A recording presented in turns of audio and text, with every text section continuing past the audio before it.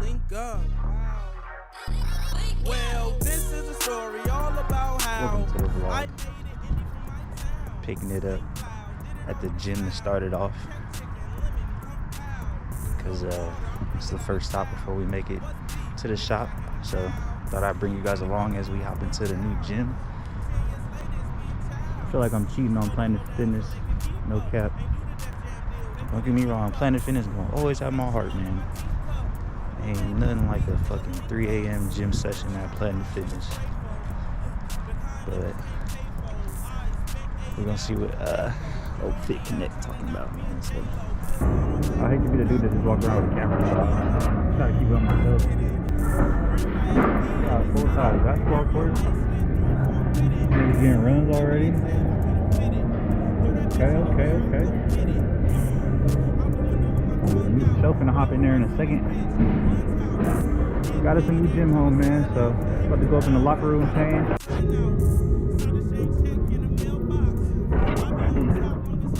Hopping on the treadmill first. Get some steps in. I finally got some AirPods.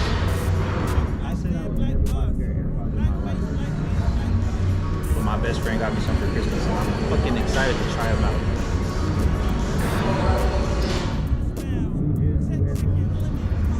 Straight vibe. GoPro life though. That GoPro view. Sipping on the Alani.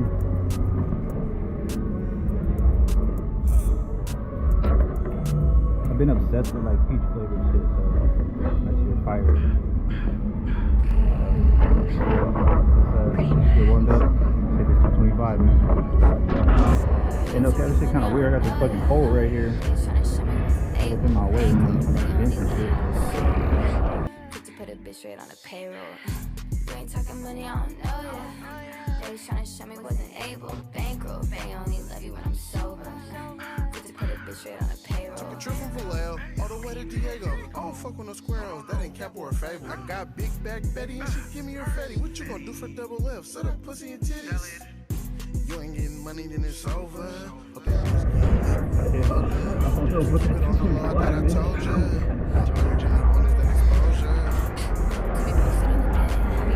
Shit, 185 3 times. Fuck it. It's just one rep dev.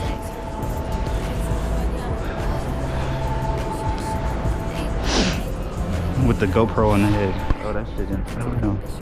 With the GoPro on the head. Fuck. You ready?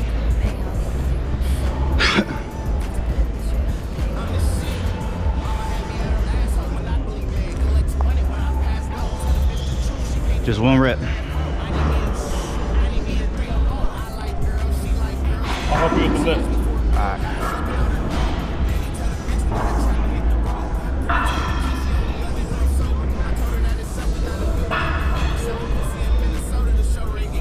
One, two, three.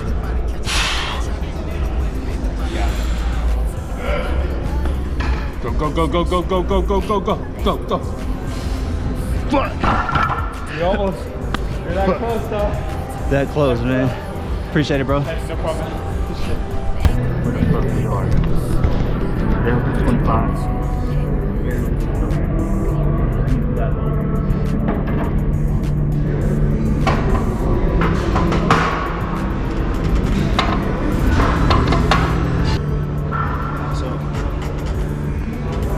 Barely fell 225, but it's cool. We ain't been in the gym in a minute. That's why we tested ourselves to see where we was at. So now we know what we gotta work towards, man. I know I can do 225 with a little bit of work, so it wasn't too far off, man. I'm gonna rack up some weight on this squat real quick. See what we can do. And I think that's probably gonna be it for the day. Just wanted to come in here. See if we can hit the bench and the squat, and go do a little bit. So let's get to squat. My fucking hamstring in my body. I feel like Devin knows. You know Devin. 45 minutes. Closing 45. 5 minutes. They close at 10 o'clock, bro. That's some whole shit. This shit hurt. Hurt really bad. I didn't stretch. I didn't warm up. Nothing, bro. 10-minute little light jog on the treadmill, just straight to max effort. Shit ain't how it's supposed to go. It's all good. You're gonna be alright. I'm a good. When the game get in you, man, the shit don't leave. I'm a good rapper, but I'm a great piece. Just for the dope boys and the real IPs. I'm a rapper, but I'm better at selling work. I don't knock how you get it, do your thing, shit, whatever works. Spent $10,000 on my bitch for a leather purse. Niggas ain't made it to the precinct and they tellin' first. Black Ferrari with the red key, that's a red alert. I jump out dressed clean as hell, Bottega hat and shirt. Can't be out here playing, they put your ass on the back of hearse. You skipping steps before you get the money, you bag it first. Drug dealer, I could never work when my daddy worked. Yeah, that fucking shit was recording the whole time. All those spots I thought nobody was watching everybody. We can go hoop for a second. I'm not gonna lie, I'm mad I didn't get 215 or 225 on the bench. And I know I couldn't do fucking 315 on the squat. That's what we're here for. We're here to fucking get better. Make that shit work.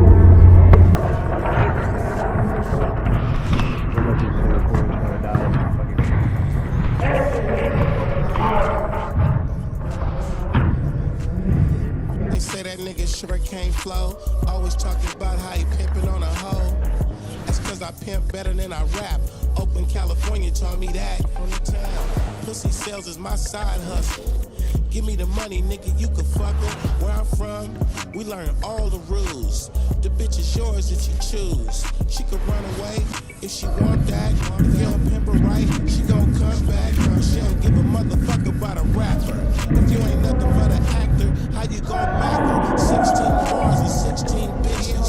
You too weak, man, these hoes be vicious. She put a trick label on it. Used to be a pimp till she turned the tables on it.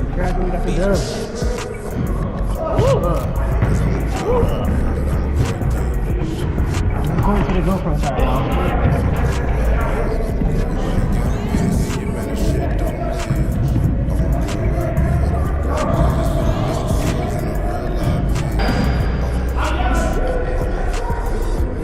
Yeah, man, the bitch can't get more money than me.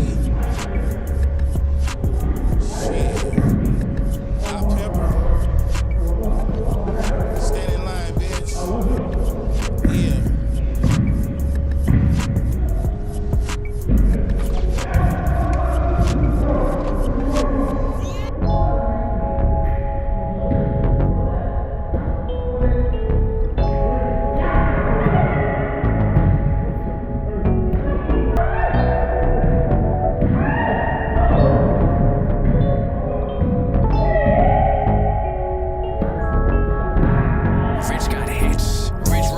She said, pick me up and send a car. It's all good, I ain't tripping, she a centerfold. Said she had a play out of state, told her send a load. Told her I was whipping in the kitchen, hooking dinner rolls. My young dude shooting in the back, shooting 10-fold. It's all good, what they hitting for.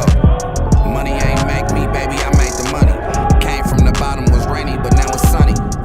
Top ramen was a 3-course meal. Now it's tomahawk steaks whenever we chill. Champagne sipping, or we drinking fine wine. Started doing bad, but nowadays, girl, I'm fine. Came from the project stats, we sold sex. Gave it my all, my baby couldn't hold back. Climbed to the top, yeah, we made it out the cracks. In all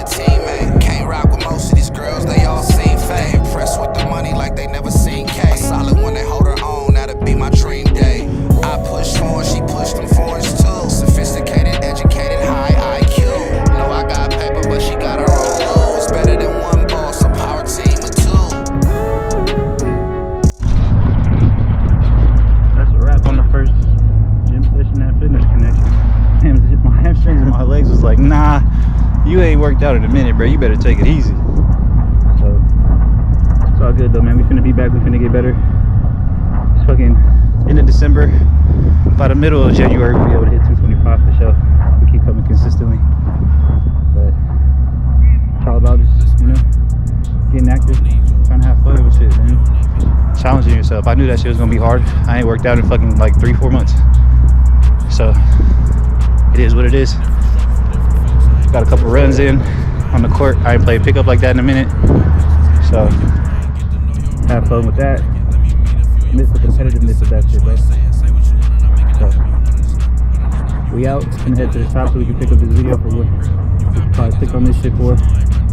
And yeah, catch y'all at the shop. Dallas, look what you did to my shoes. Look what you did to my shoes, man. That's why we can't have nice things with dogs. Got both of them. Got both of my shoes. I don't give a fuck. But we in the shop. Welcome. Say what's up, Nico. The shop doggo. My new shop doggo. It's his first time here, so thought I'd bring him along, shoot this video for y'all. I'm about to just throw y'all on the tripod real quick, and we finna get to talking about some shit, man. Let y'all get a little bit more info about who I am and what all this is for. So be right back. Put y'all on the tripod real quick. Say hey, buddy. Say hey, buddy. You burping. Hi, buddy. This man's all smiles, man. I love it. I love it. Huh. You like the spot? You like the spot? Huh? You like the place? He's chilling.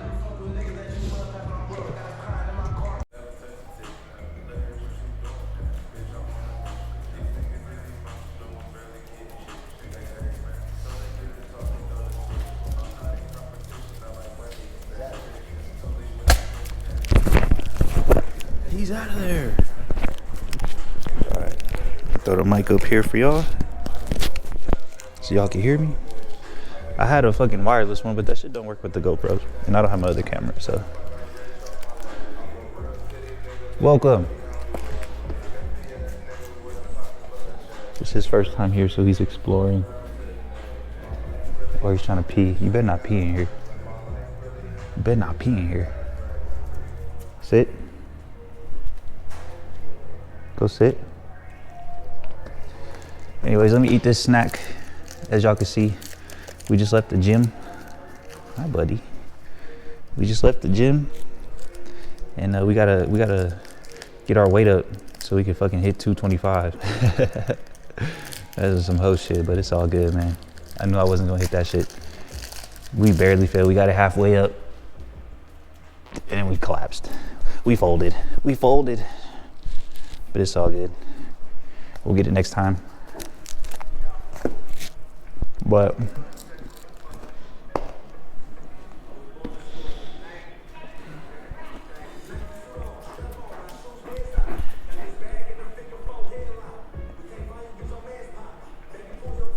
sorry, I had to pray real quick. Hi, handsome. Go sit, please. But I threw that at the beginning of the video, man, because I really want to get into bringing y'all to the gym with me, man. Just holding myself accountable. Maybe it'll inspire. Maybe it will inspire one of you guys to go in the gym and chase your goals. It's the end of the year, about to be 2024. I know a lot of people always have like fitness goals that they try to get into whenever the new year starts. So it doesn't matter where you're at on your fitness journey. Just start. Like I've been working out since fucking 7th grade, off and on. Not off and on. This is probably like the first year I actually took some time off. So I'm trying to get back into it. You know, everybody's different. Everybody has different goals. I have no fitness goals at all. So me working out is literally just for the health benefits. But I feel like I take decent care of my body. I don't eat shit all the time. I'm usually pretty active, but In all reality, I think I stopped going to the gym like full time after that motorcycle accident because my back was fucked up and my wrist was fucked up. So I was just trying to give myself time to recover. But I'm getting back into it, man. It's been a while, so new gym opened up, so I was like, fuck it. Bruh, this nigga is just fucking up all my clothes. But I ain't ate shit all day with some peanut butter and jelly sandwiches with the toasted bread. Toast the bread next time you have a peanut butter and jelly sandwich. So that way, look, this nigga stepping on my shoes again. Yeah, toast that bread on your next peanut butter jelly sandwich. It'll change your life. Fucking star of the show. For sure. But today we are here to talk about who I am, why you're here, what I've been through to get to this point of being a shop owner, and just let you guys, you know, in on my life a little bit. I'm gonna talk about, really what I wanna talk about is my past car history, a little bit about myself, what I do on like a day-to-day basis, what I used to do, how I got to this point, and why I'm starting this, why I started this YouTube shit, this like YouTube lifestyle, and talk about some of the people that I watched that inspired me to, you know, build the channel into what I'm trying to build it into. So let's see. We gonna have some music playing in the background because we don't give a fuck about copyright right now, because we don't give a fuck. I really don't care about being monetized on YouTube. I never have. I didn't do this shit to start making money. I did it because I love making videos, man.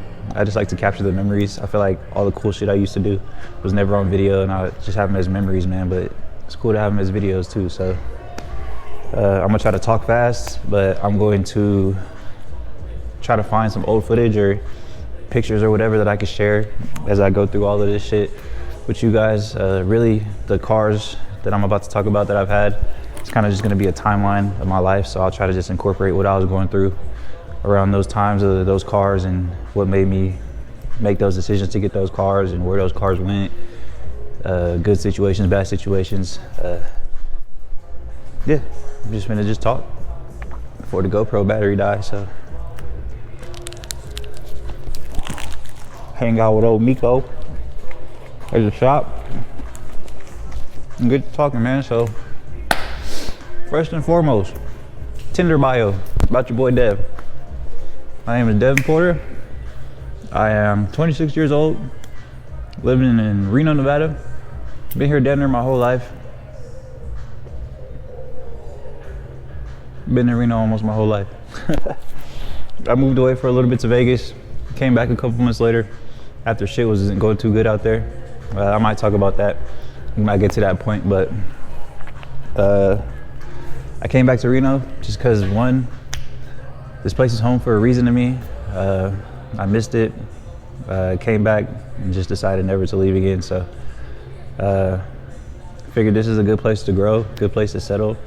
I know if I ever moved away, I would want to come back here and settle anyway. So I figured I'd build my roots here and try to grow where I was raised. You know, that was a big thing about what I was going through. So just trying to, you know, build where I was growing up. What are you doing back here, man?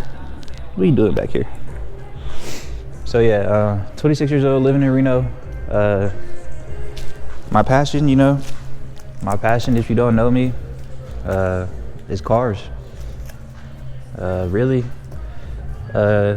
it's cars, but anything really related to, you know, motor vehicles, which is why this is the start and what I like. This is the start of what I would like to call the motorverse. The motorverse, just on short, simple terms, is really just to bring, how can I put this, man? Bring light and, you know, I don't even know how to put this shit. Celebrate and, you know, appreciate the car culture. And that was kind of where it started for me, was just trying to appreciate car culture. that's really all I was not into, but this really all I had experience with growing up is just cars. Lately got into more stuff like bikes and some more. This nigga just pawed my entire shoe again. But just branching off into really anything car related, car culture related, bike related, anything with a motor, man, and wheels that can accelerate really just has my attention, really just has me interested in it, man. So just lately, over the last year or so, I've kind of developed this idea where I want to appreciate all things motor related, you know, whether it be electric motors, combustion engines, fucking boats, cars, planes, trains, anything that fucking gets you from point A to point B is what I want to focus on. So that's where the Motorverse idea comes from, man. No, I'm not fucking. Here's where I'm gonna just get into this real quick. So the Motorverse idea is just because I have a passion for cars. That's where it started. That's where I grew up, you know.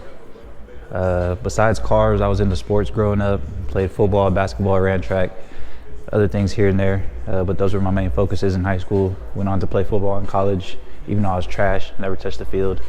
It was a big part of my life. Football was a big part of my life. It was supposed to be you see how much this nigga is shedding?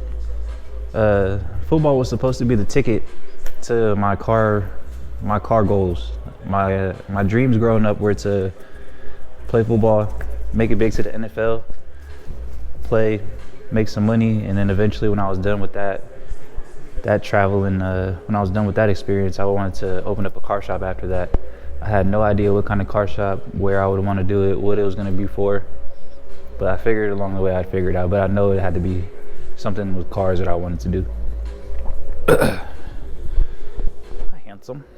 So that's where that idea came from, and you know, just going through the whole football thing, that shit didn't work out. Long story short, fucked up situation with that. Football got ended shortly for me, which isn't uncommon. You know, it's pretty hard to make it to the NFL, man. So I'm not upset about it. I had to come to the realization that football was not my passion. I have love for football, but it wasn't my passion, you know. I dedicated myself to it. I made a lot of sacrifices for football. But at the end of the day, whenever I wasn't on the field or whenever I wasn't doing anything football related, my mind was on cars. Anytime I got done with practice, anytime I wasn't on the field or working out, I'm at home researching cars or watching car videos or fucking with my cars or working on my cars. So that's where I had to be honest with myself and realize, you know, like football played a big part of my life, but cars really has that top tier presence in my life to where, you know, it just brings me happiness. Football kind of got hard towards the end.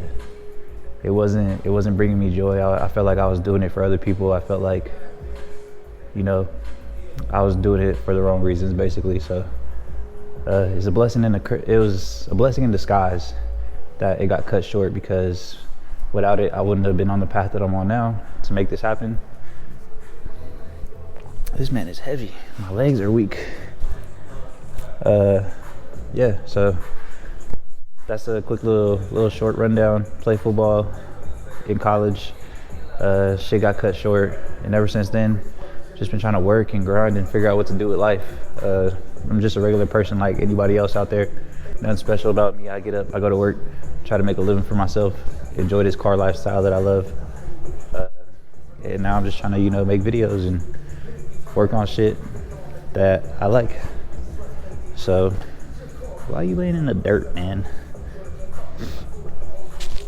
So, yeah, that's pretty much it.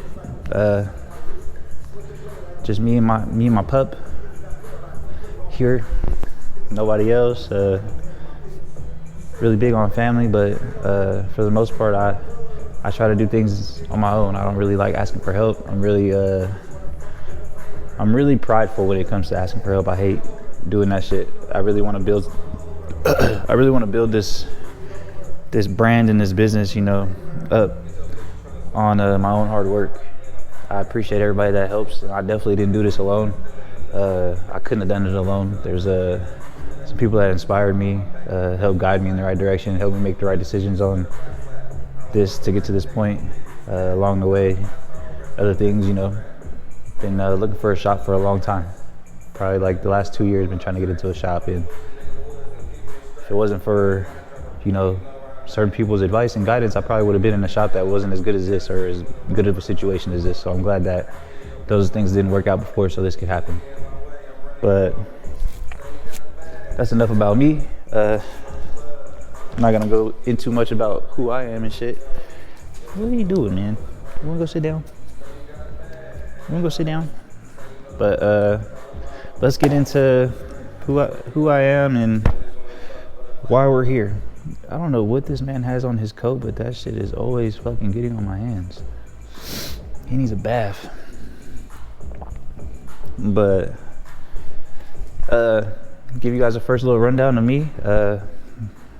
First cars that I got to drive. I convinced my mom to start letting me drive to school when I was 14 years old. She was letting me take her Charger. First car I ever really drove in was a Charger RT Hemi. So something with a little bit of speed back in the day. Of course, there's a lot faster shit out there, but that shit gets up and goes still to this day. So, what's it called? Started driving the Charger, and she had this Durango. If you guys know me, you know about the Durango. Used to mob that around. Started mobbing the Durango to school as a freshman. Sophomore years, kind of same thing until that shit broke down. And you know, I always waited for the day that I could get my license, you know. First day I could get my permit. I got my permit 15 years old and a half. I went and applied for my permit so that way when I turned 16 that day I could go get my permit, or not my permit, my license. And that's exactly what I did. Turned 16. They didn't have any appointments the day of my 16th birthday, so I had to go the next day. And I got my license. And then still was mobbing around in the Durango for a while. And in the Charger. Pops was letting me use his cars. You know, everybody kind of lets me use their cars. That's another thing I'll talk about, is everybody letting me use their cars, which I appreciate. So, got my license at 16.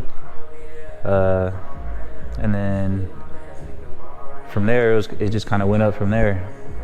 It started off with my dad letting me drive this 93 Honda Accord, I think. Yeah, it was a 93 Honda Accord. I was driving that to school. It was a solid car. It was getting me from point A to point B, but I'm a muscle car head, you know, driving the Hemis and the Durango and shit.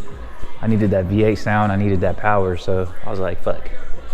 I'm gonna start looking for something else. And my uncle, fucking first time ever, bro. I'll never forget that shit. That's kind of what put me on the cars, is my uncle. He had a 2002 Camaro SS F-body, and we was in that thing one day about to go work out at school. My man hit a donut in that motherfucker, and I was like, ah, shit, I need it. That shit was clean, fucking loud. Didn't know shit about them cars, but I was like, bruh, I want one. So fucking, I got to looking for one, man. I just wanted a Camaro like that. If you know about the F-body years, they kind of changed from like 94 when they first came out to 98 is when they did like a remodel refresh, and they came out with the LS ones in there. So they had the LT ones and then the LS ones. And I didn't know anything about that at the time. I just wanted a Camaro V8, a manual car, even though I couldn't drive manual at the time. So my dad had that Honda that he was letting me use, and I ended up trading that straight up for a 94 Camaro Z28 manual. The guy that I traded it for was having a baby. He needed 4 doors. I wanted a coupe, so we just made that straight up trade. And the funny thing about it is, I went and made the trade, and it was a manual car, right? So I get the car, and I was afraid of it. I didn't know how to drive stick, but I figured I watched enough YouTube videos that I'll be able to figure it out when I got it, right? So I get there, and we do the trade. Didn't even drive the car or anything before dude took off in my car, or in the Honda or whatever. But he leaves, and I'm in the parking lot. And I start the car, and I'm trying to leave, but I keep stalling the car. Like, I kept fucking stalling the car. and it was hella loud and obnoxious, and I was scared that I was gonna break some shit. I didn't know what I was doing, so I had to call my dad to come get me because I couldn't drive the car home. So my dad came, and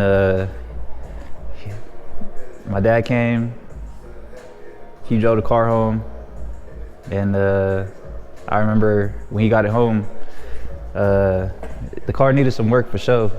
It was kind of a piece of shit, no cap. It needed a lot of work. Not a lot of work, but it was just beat down, you know. Dude was doing his own shit to it. And what's it called?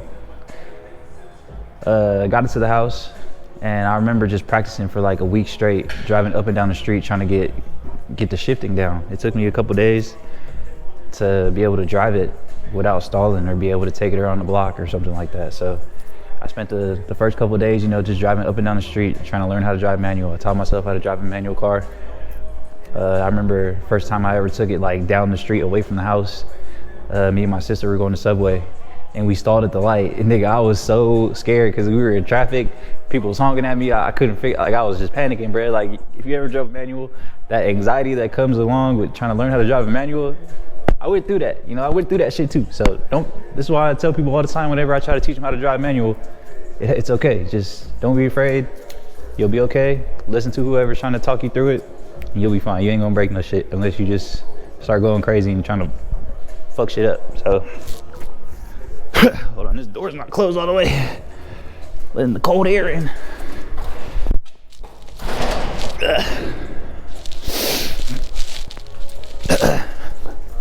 So yeah, probably throw a picture of that. I definitely don't have no videos of that car, but I remember I was not very savvy on working on cars. All I really did working on cars before that was just fixing stuff that would break down with my mom or my grandpa's or whoever's car. You know, we didn't have a lot of money growing up, so we had to fix all of our shit ourselves to save money instead of taking it to a shop. And that's where me wrenching on cars kind of came along, is trying to help my grandpa in the driveway just fix all cars. So yeah, just was, you know, trying to figure things out as I went along, self-taught, trying to fix shit. So I get the Camaro, and needed some work. I remember I was trying to change the spark plugs, but the engine bay was so small I couldn't get to like 3 of them. So I changed 5 of them and had to take it to somebody else to do the other 3 for me. And then my grandpa and my uncle Tony, they ended up fixing the clutch for me because the clutch pedal was fucked up.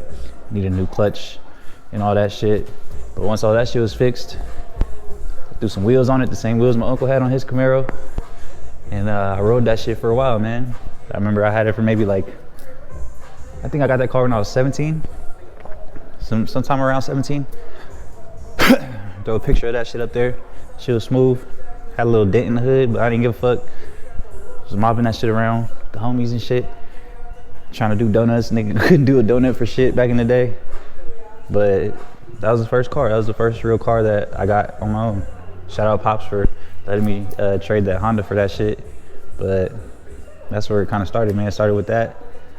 And then, yeah, had that for a while. Still in high school. Got to turning 18, and I was looking for cars before I turned 18. My mom had that Charger RT. You probably seen it on the channel or whatever. But she had that Charger RT back then too. And I wanted the SRT8 one, but our circumstances and situation didn't allow it at the time. So I wasn't able to get the SRT8. But as soon as I turned 18 and I could finance a car, I went down to Muscle Motors, and I remember my boy Roberto, he's still over there right now. If you're looking for a car, go talk to my boy Roberto at Muscle Motors. He ran the numbers, took me around a lot, told me what I could pick out, what would work. And it was this blue fucking Charger RT. Fucking RT Plus package. That shit was nice, man. Since I couldn't get the SRT, I was like, I'll just ride this for a while. And now it's car number 2. We got 07 Charger RT. So after the Camaro, we get the Charger. That was a solid ass car, man. I high-key missed that car. That was supposed to be a stepping stone to get into something else later down the road for sure, but didn't really have to do much to it. Didn't really want to do much to it. everything I would want to do to my cars back in the day was nothing like performance-wise or engine-wise or anything like that. Like, I'm the type of person to where if I don't have to touch the engine, I'm not trying to fuck with the engine. So I like to just do cosmetic and aesthetic modifications.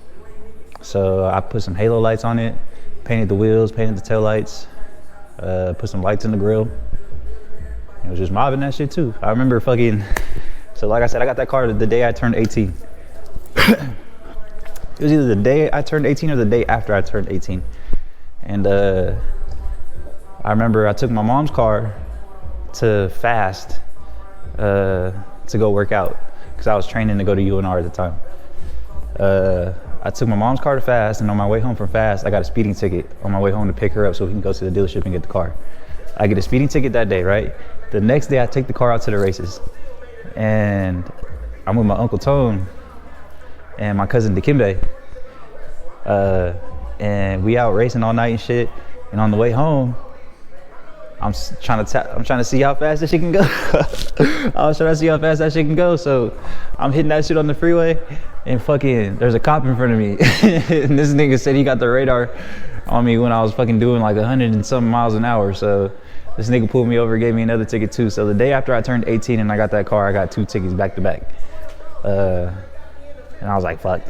And I did pretty cool. I think I got 1 more ticket in that car after that for like an unsafe lane change. I didn't use my blinker. I was like swerving through traffic and the cop was behind me, didn't see it. So got a ticket for that, but I thought that shit was hella funny how I got 2 tickets back to back the day after I turned 18 and I went and got my first car from the lot. I'll never forget that feeling either, man. Fucking getting that car from Muscle Motors. I remember growing up with my boy Trey. We used to be in class on the website, on Muscle Motors website, just looking at F-bodies and like all the cars that my man had on the lot. And to be able to go buy a car from there, I was like, shit, one of the greatest feelings in the world, man. So, what's it called? So we got the Charger.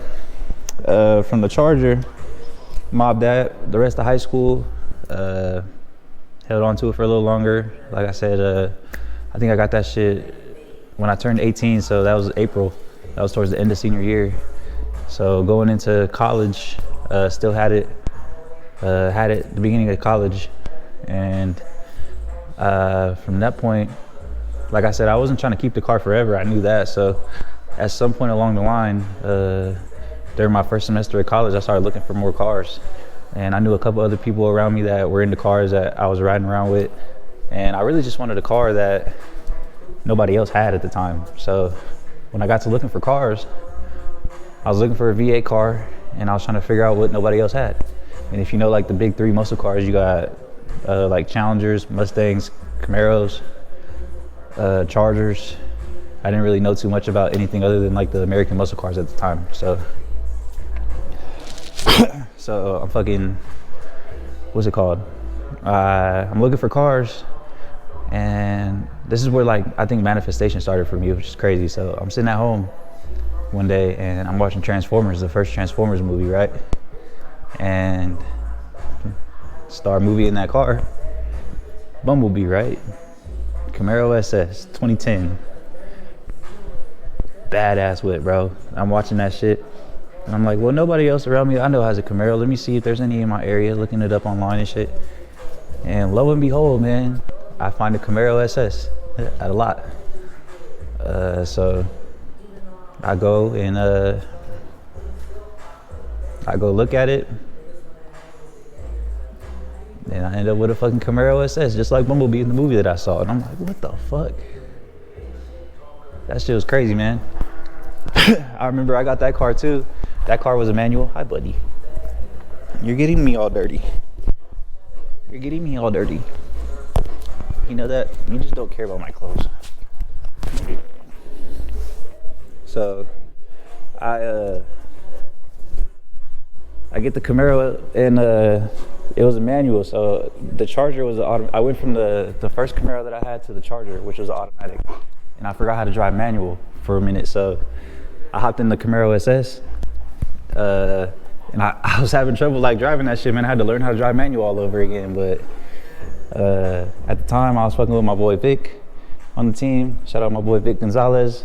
Car head too.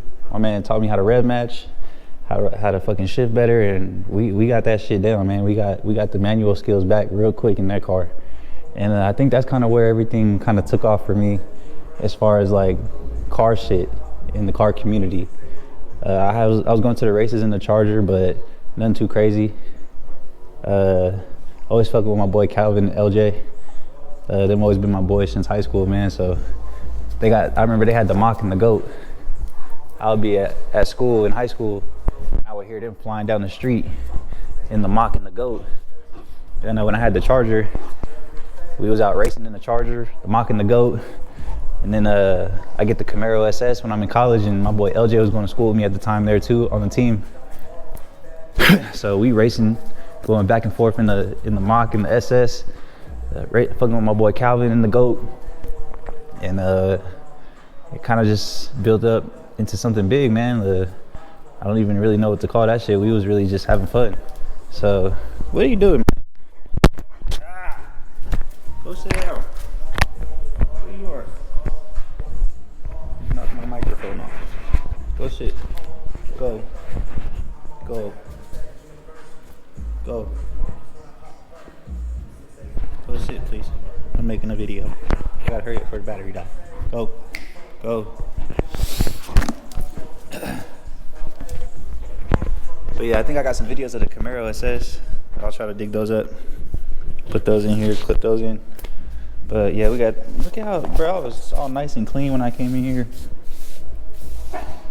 Now look at me all dusty. But you're my boy and I love you, so I don't care. Damn, battery died.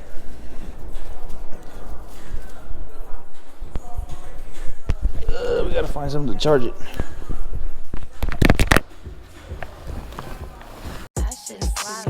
I had to get them little texts out the way. Hey. She just wanna hang out to be a part of the team. Had the red shirt to be. Greetings. Welcome back to the vlog. Day 2. We are picking up this video because we back at Fitness Connection, obviously, but we got to remake yesterday's video because the video that I was recording decided to cut the audio off when the camera died. So we're back for day 2. Redo. It's gym time.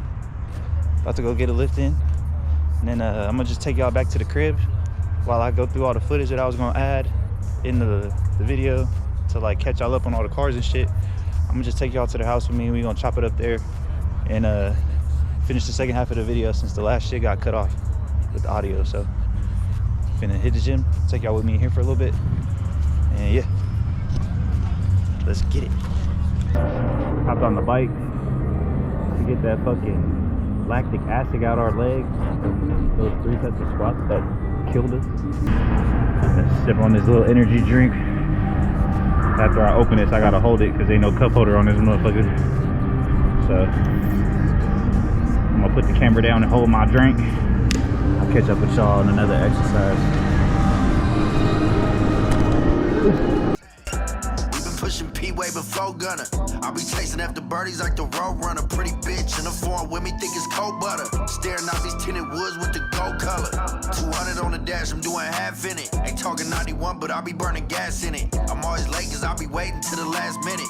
I could change your whole life in an exact minute. That was the right time to change your life. You could bring a fee if you wanna get spotted. If I hit my point once, I can hit my point twice. Niggas thinking with they dick, I was thinking about the fraud. That was the right time to change your life. You could bring a fee if you wanna get spotted. If I hit my point once, I can hit my point twice. Niggas thinking with they dick, I was thinking about the fraud.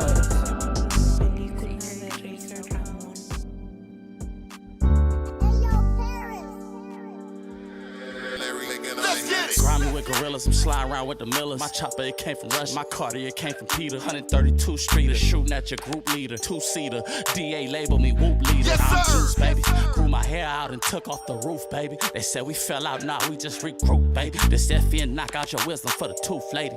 I mean the tooth fairy. Yo, whole crew scary, pull up ghosts, got them spooked, damn. Had to take my jury off, the shit was too loud. Praying for them babies that got hit up with them loose rounds. Pull up with them Drake, shit flaming like a luau. keep cool. Play it boo, couple groupies in a heap.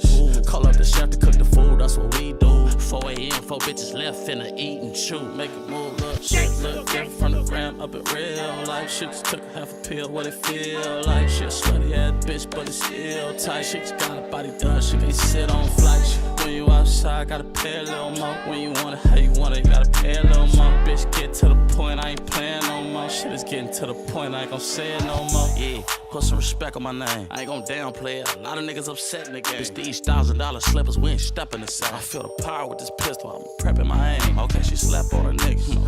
I'm waking up under these $1,000 sheets. I can't account for what they make, I'll get deposits in my sleep. You know we came a long way, my Gucci rep is proud of me. I never let them father me, bitch, my daddy gone. I pay my mama bills now, I'm like her favorite born. I'm keeping pressure on them, saucy with the apron on. They talking, but they ain't perform. Charge me if you take it long, bitch. Break on them with broke wrists, can't fake my focus. J-Pays and phone licks. They say we celebrating my wins, I'm pranking my whole clique. She said she wanted closure, I dropped that bitch in the open pub. Then put some titties on her closest cousin. Nigga, shit look different from the gram up in real life. Shit just took half a pill, what it feel like. Shit slutty ass bitch, but it's still tight. Shit just got her body done, she can sit on flights. When you outside, gotta pay a little more. When you want it, how you want it, you gotta pay a little more. Bitch, get to the point, I ain't playing no more. Shit is getting to the point, I ain't gon' say it no more. If I make this shot, you gotta subscribe right now.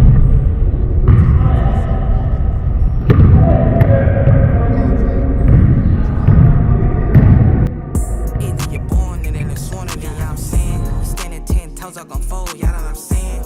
Either you a G or you weak, y'all know what I'm saying? Ay, check it out though. Ay, niggas know I'm a slide. You bitches know I'm a ride. You niggas know I'm a vibe. I'm tryna stay in the light. Little know my good peoples was headed with a P. I'm back outside, I got it breaking in the streets. The clock on side, I'm stashing in the seat. I'm the wavy baby, I'm fleshy as can be. I put that shit on, I was regular. Big money on the floor in my schedule. I'm stepping on shit, I'm competitive. You ain't stepping on shit, so respect my drip, bitch. I'm so uptown with it. East Oakland, that's town business. Foes up high, foes down with it. I'm queen, got my crown fitted. That game, I've been drowned in it. Pitching from that mound with it. So saucy, ayy, so flossy, ayy. Diss me and get found missing, ayy. Baby, we wear all that P shit, ayy. Baby, we wear all that G shit, ayy. All the G's gon' say.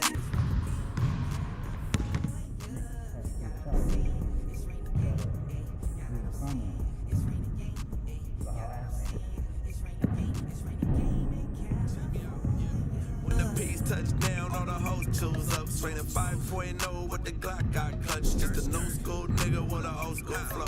Don't be mad at the payment cause I knocked your hoe. I joke.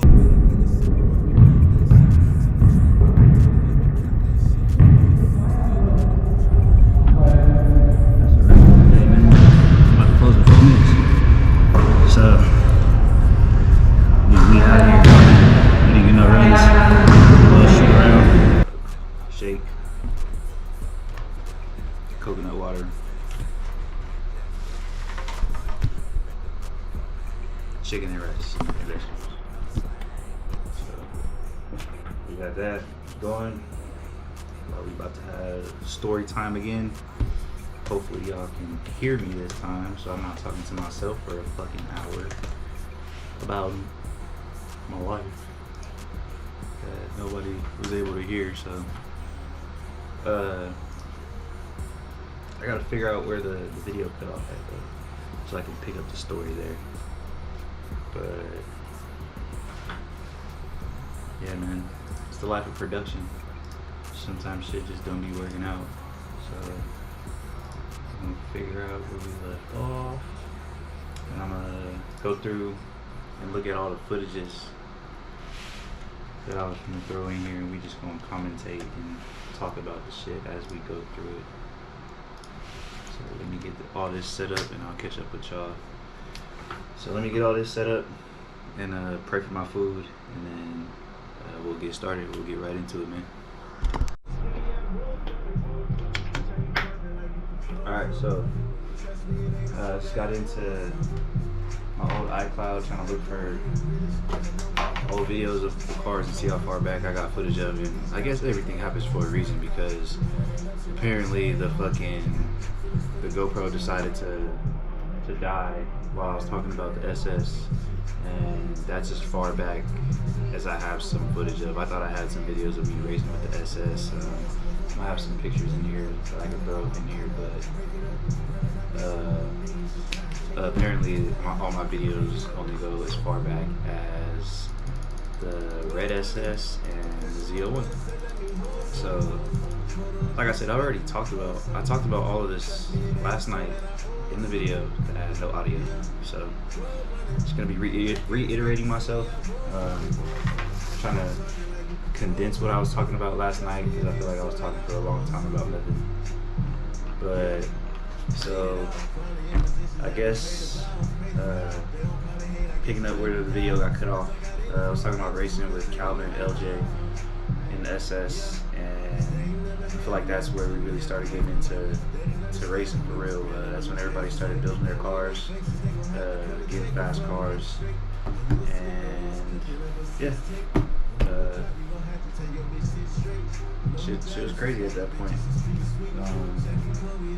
I never expected shit to kind of go where it went at that point, but that's what we're here to talk about, man. So we had the SS, yellow SS, Bumblebee, Manifestation, crazy.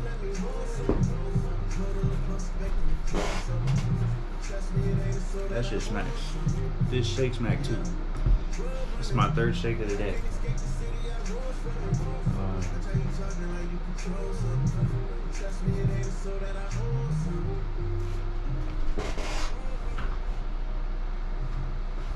So we had the SS,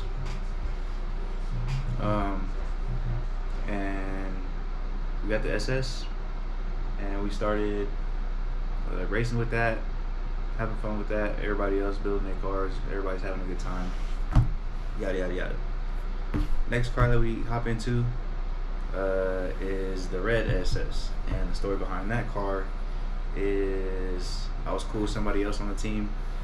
They was looking for a car, and I wasn't really looking for a car because I was content with the yellow SS. But while trying to help that person look for a car and get a car, we stumbled upon that red SS, and this is after we go to all the dealerships in Reno trying to get a car, trying to get approved for a car. Doesn't work out in Reno, so we end up all the way in Carson at the dealerships out there, still trying to get a car, wrecking our fucking credit, man. And I want to talk about this because if the deal, so this is where I started dealing with bad salesmen.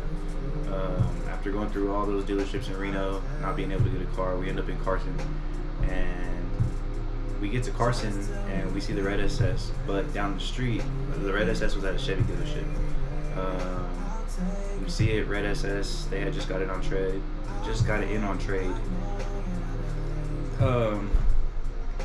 salesman's like, yeah, we just got it in on trade, haven't like done anything to it. It's literally sitting in the back of the parking lot, like away, not even on the front lot of the cars that are to be sold. Like, it's sitting in the back. He takes us over there to it, and it's like, yeah, we still gotta clean it, get it all prepped and all that stuff to get sold. Doesn't have a price on it right now, but it's probably gonna sell for somewhere around the $25,000, high $20,000 range. And like I said, I wasn't looking for a car, but I figured that was like about the price range I would get if I were to finance another car after the yellow SS, because the yellow SS was $20,000. So I figured that would be a cool little buy, but again, that car wasn't for me initially. My friend that I was cool with at the time was trying to get that car, and it didn't work out for him. So kind of just left that car there. But along that process, we didn't just go to the Chevy dealership. There was a Dodge dealership out there too that had my like fucking dream car. So like I said earlier in the video, if that shit wasn't muted out, I've always wanted a Charger SRT8, and at that Dodge dealership they had a 2013 Dodge Charger SRT8 in plum crazy purple Super B edition. That shit was beautiful. I really wanted that car. That car would have been perfect for me. I probably would still have that car to this day because that's my favorite body style Charger SRTA, which is what I've always wanted. And it was a decent price. I think that car was selling for like $25,000, which was in that price range I was just talking about. So initially, I tried to go after that car. I was trying to get finance for that car, put in the app. They get me approved for the car, but the dealership says that they wanted a really high down payment. Like, I think they said like 7 or 8 grand is what they were trying to get me to put down. And I was like, that's kind of high, man. Like, that's a high ass down payment. So I was like, I'm not really trying to put 7 or 8K down. I didn't even have 7 or 8K. I was definitely out of the budget at that point. So I was like, fuck, man. But I'm trying to figure out how to get that deal to work. So I ended up, you know, even calling the bank because they told me I was approved for the car. And I was like, hey, why do you guys want so much money down? And the bank was like, no, you're approved for the amount that the car is financed for. The down payment is up to the dealership. And this is where I started dealing with bad salesmen. Is I go tell the salesman at the dealership that I called the bank and, you know, talked to them and tried to figure out how to get a lower down payment. And the salesman straight up told me, like, no, we're not going to sell the car for anything less than that. We know we can get that amount down from somebody at some point. We'll just hold on to the car if you don't want to put that much money down. And I'm like, I mean, I got approved for the car. Why are you trying to make me put more money down than I have to? And that's just bad salesman trying to make money and, you know, not try to work with the customer. So that shit had me upset. I was mad. I was like, damn, like, I really want this car. But at that point, since I already thought I was gonna get rid of my yellow SS, even though I didn't want to or need to, once I have it in my head that I'm gonna let a car go, I try to figure out a way to make something else happen. And since the red SS didn't work out for my friend at the time, I was like, all right, well, if I can't get this car over here, I'm gonna just go get this red SS down the street because it should be about the same price. And they were already talking about it would be a cheaper down payment for that car if I wanted to get it. So I was like, I'll just upgrade my SS. I thought at the time which would be an upgrade, but I ended up going to the dealership and getting the SS, and what threw me off with the SS is where I had to learn about signing contracts and, you know, looking at paperwork before everything's signed, because initially when we talked about the car price and what it was going to be after it was ready to get sold, the guy said it was going to be in the high 20s and it was going to be X amount of dollars down. And the day I go to buy the car, I have the money for the down payment that I thought I was going to have to bring, but I get there and they're like, oh, you're only going to have to put this much money down, which was a lot less than they initially told me. And that right there completely distracted me from looking at any other numbers on that paper about how much I was going to spend on that car. So I ended up overpaying on that car by over like $10,000 or $15,000 than what the car was worth. They told me it was going to sell for like mid-20s. Sold it to me for over 15 grand for what it was worth, but I didn't look at that shit at the time. I just signed the papers, took the car, gave them the down payment that they asked for, was on about my way, traded in the yellow SS. And then 2 weeks go by, and I'm riding around in this yellow SS. And I'm like, man, this car is, you know, a much newer car. My yellow SS was a 2010 SS, and I just traded it in for a 2014 SS with 4,000 miles. So it was basically a brand new car, but for some reason that car just didn't feel as nice to me. It didn't, you know, give me the same excitement as my yellow SS did, but my payment was double what I was paying for the yellow SS now because of how much that car cost me. So I'm like, man, I'm really unhappy with this car. 2 weeks go by, I try to go back to the dealership and I'm like, hey man, I'm not really happy with this car, can I get it back or trade it in or whatever? And they're like, no, you have so much negative equity in this car that you can't trade it in. And they valued the car at mid $20,000 range, and I'm in a contract for $15,000 more than that. And I'm like, so you basically sold me a car for $15,000 more than what it was worth, and I'm stuck with it at this point. So I couldn't trade it in because of all the negative equity. I would have had to put that much money down to be able to get into another car, or else all that money would have had to get carried over into the next loan or whatever the case. And I was like, fuck, I just got fucked by this salesman too. So the first salesman at the Dodge dealership wasn't trying to fuck with me and make the deal work and sell me the car for what it should have been sold for, and the guy at the Chevy dealership owed me 10 times worse by selling me the car for more than it was worth. But that's my fault because I didn't look at the paperwork and see, look at what I was signing. If I would have saw that I was paying that much for that car and I knew it wasn't worth that much, I wouldn't have made that decision. Literally, that year was 2016. They had brand new 2016 Camaro SS's just come out that are on the lot, and they were selling for the exact same price that they sold me that 2014 car for. So I could have had the new generation Camaro instead of damn near the same car I just had for the same price. But after you sign the paperwork, it's a done deal. There was nothing I could do about it. So, but in my head, I'm still not happy with the SS. So I keep shopping for cars.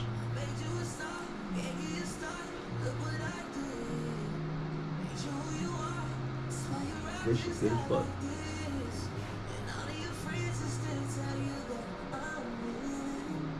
I take my vitamins after this too.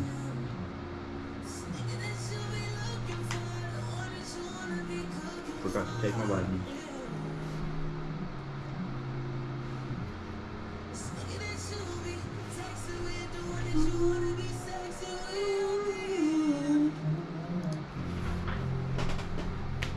So, take my vitamins, nigga. I can fucking pull up to that gym after I eat the perks head ass.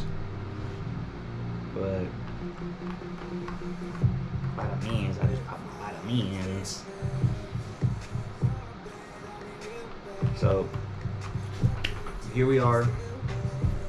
I have this red SS. I'm completely unhappy with. So I'm stuck with it. Not really much I can do, but I'm still looking for a car 2 weeks after I buy this car because I don't want it. And I'm driving around one Sunday afternoon. Well, I was looking for cars online for a few days when I was trying to get rid of the car, trade it in somewhere else. I actually ended up going back to the Dodge dealership when I had that car to trade it in on that purple Charger that I wanted with a different salesman. And that salesman was cool, bro. He was like, man, yeah, the deal that we initially gave you should have worked out for the down payment that you had and not for the $7,000 or $8,000 that they were asking for. That other salesman was just being, a bad person or trying to do bad business, I guess. So the second salesman at the Dodge dealership said, yeah, we should have been able to make that deal work for that down payment that you had, and you should have been in this car. But since I had that negative equity in the SS, there was nothing they could really do to finance me for that car. So I was like, damn, I'm not gonna keep trying to run my credit over there. They already had my information. I was just over it, So like I said, I was shopping for cars after that whole situation. We're in that situation now. And I'm looking online, not finding nothing, just whatever, just waiting on something to pop up. And I remember I was driving on a Sunday afternoon past the dealership where I bought my yellow SS from. And I was like, let me just stop, see what they got on the lot. Maybe it's something I might like. They were closed, there was nobody there. It's like late Sunday afternoon, and I pull up, I get out, and I start just kind of walking around the lot. Nobody there, nothing. The front row of cars is where they had all the muscle cars or whatever. So I get out and I'm looking down the road, and I'm like, okay, typical stuff I'm not really interested in. But in the far corner, I see a red car, and I'm like, what's that down there? I can't really see it from where I was at, so I start walking over to it. And the closer I get to it, I'm like, oh, it's a Camaro. Okay, that's nice. Let's see what kind of Camaro it is. So I get up to it. I see on the back it says Z01. What's a Z01? I don't know what the fuck a Z01 is. Looking at it, get up to it, I'm like, damn, this is a nice fucking car. Color was nice. It had nice wheels on it, but it didn't have any stickers on it, no price, no nothing, no information about it. So I'm like, damn, let me go home and do some research. So I get home, go on the website, I look up Camaros at the lot that they had, and it pops up online, and it's a Camaro Z01. I didn't know shit about Z01s at the time, so I googled what the fuck the Camaro Z01 is. And the first thing that I noticed when that shit pops up is it said that car has 580 horsepower. I'm like, oh shit. You know, I'm digging a little deeper, trying to figure out what this car is, and apparently that's the fucking best Camaro trim that you can buy at the time. A 2013 Camaro Z01 is the best Camaro they make. I'm like, oh shit. Okay.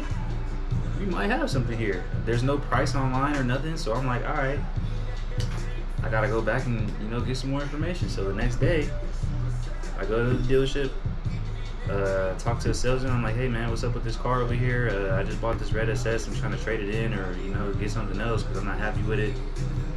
And he takes us over to the car.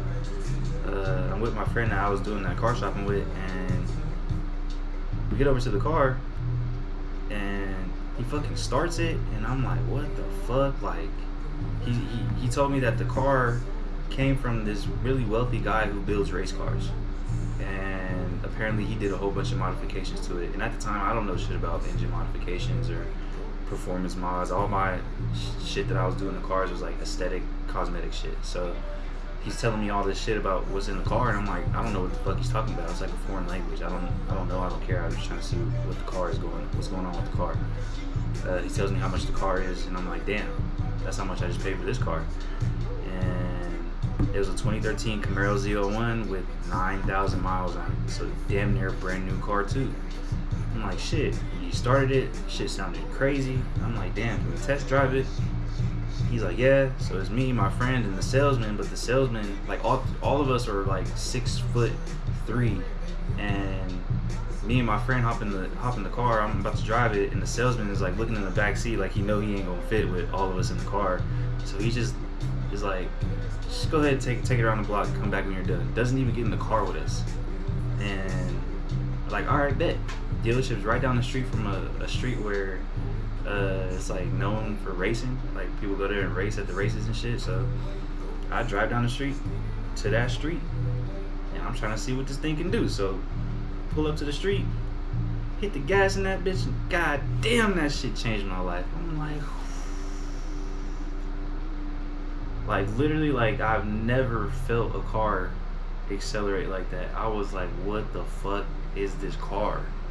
Like, I have no idea what the fuck I'm in or what I'm driving, what's done to this car, but I'm like, I need it.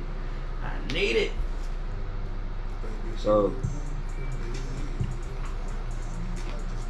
boy, that shit hit something crucial right now. That kung pao chicken, boy. I fuck with the spicy shit. So we get back to the dealership. I'm like, bro, how much does this car cost? What I gotta do to get it? I have this red SS in my name that I have so much negative equity in, but I want to try to apply for this car. He's like, well, you're gonna need a co-signer because you need to justify 2 car loans. So I reach out to my mom. I tell her the situation. I tell her what's going on, and my mom, ride or die with me. You know, she's always willing to help me, you know, do what the fuck I'm trying to do. Help me, you know, get the things I want to get. That's my mom, just trying to be a good mom. Always trying to do whatever she can to give her kids what we need or what we want.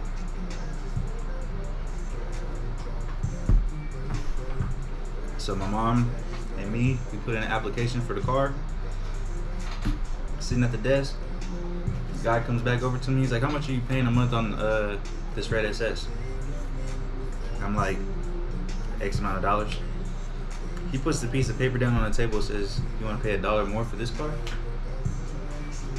Yes, of course I do. Like, this is exactly the car that I want. The only thing that the Z01 didn't have that I wanted was a manual transmission. It was an automatic, and I was like, you know what? I can live with an automatic car.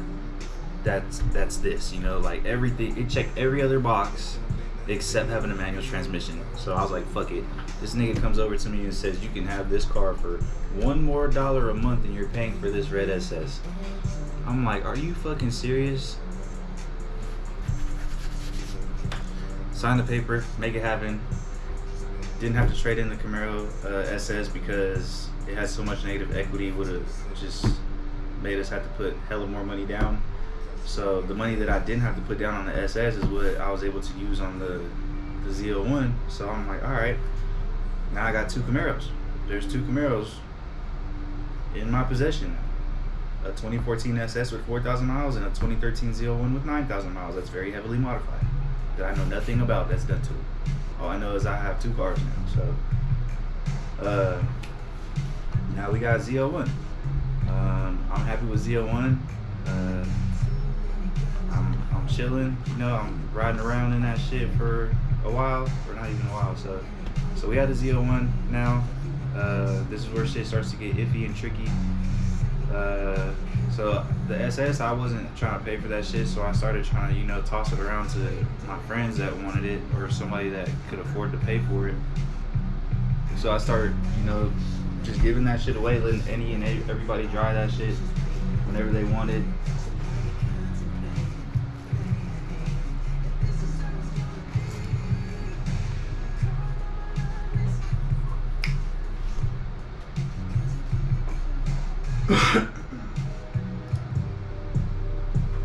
Shit, that shit's a little spicy.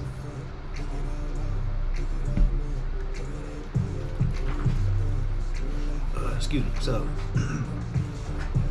gotta watch the battery on that bitch. So, I started tossing the keys to the SS to people that I feel like, you know, can afford it or want it or whatever. And shit starts falling through with that car. Nobody's making the payments on it. So, you know, not making the payments on the car, obviously the bank's gonna want it back. So the bank starts, you know, hitting me up about the car, and I'm like trying to figure out who to give it to. They didn't want the car back because they knew it had so much negative equity on it that they weren't gonna be able to get shit for it, or like it would be a loss for them too if they were to repo the car, because if they were to sell it at auction, they were gonna get how much they owed on the loan. So I told them I was trying to work something out. They said, all right, let us know. Tossed the keys to a couple different people. Situations didn't work out. I get the car back from all those people, and I end up giving it to somebody that I could trust finally, that was taking care of the car. They had the car for a while, and like I think right after I gave that car away to somebody, I have the Z01. So I have the Z01. I'm like, all right, I'm cool with this car, blah blah blah blah. Right after I get that car away, I'm out one night in the Z01, and me in the Z01, as soon as I got it, every chance I could, I'm foot to the floor in that shit. I'm racing everybody I can.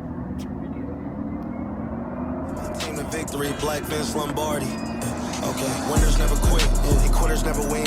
Hop in the hole, busting it, I'm Travis Etienne. Walk on the wall when you hear me knocking. Do my dance, Josh Crazy.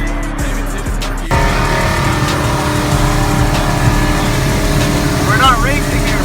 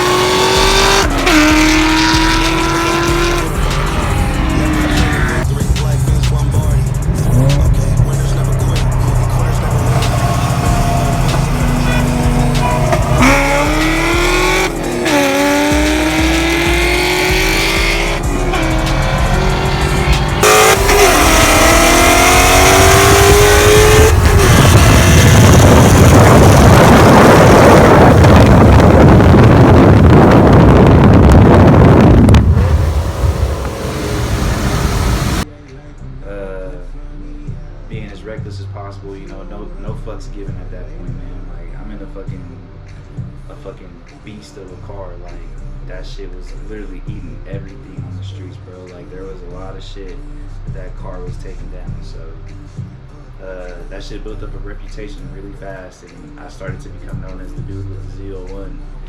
And I have the car for 2 months, so this is 2 months into me having the Z01. I'm out one night at the races, showing out, showing off, literally racing all night, and I'm like, all right, I'm about to call it a night. I'm going home. I'm about to, you know, hit the highway, head home, and I'm trying to show out one last time before I leave.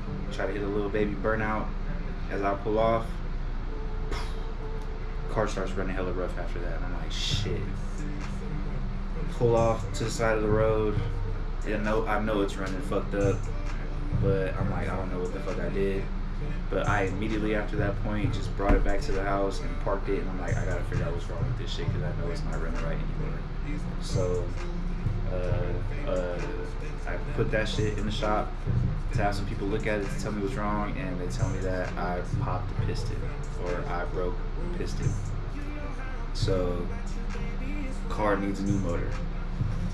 2 months into me having it, car needs a new motor. So what my next thought with that was, when I bought the car from the dealership, the salesman at that dealership was telling me that since the car was a 2016, or no, it was only 2016 and the car was a 2013, the car should be still covered under warranty, blah, blah, blah, blah. Took his word for it. And when it broke, I took it back to them. I'm like, hey, I just bought this car. You guys said it should be covered under warranty. Can you guys fix it? Like, what can you guys do?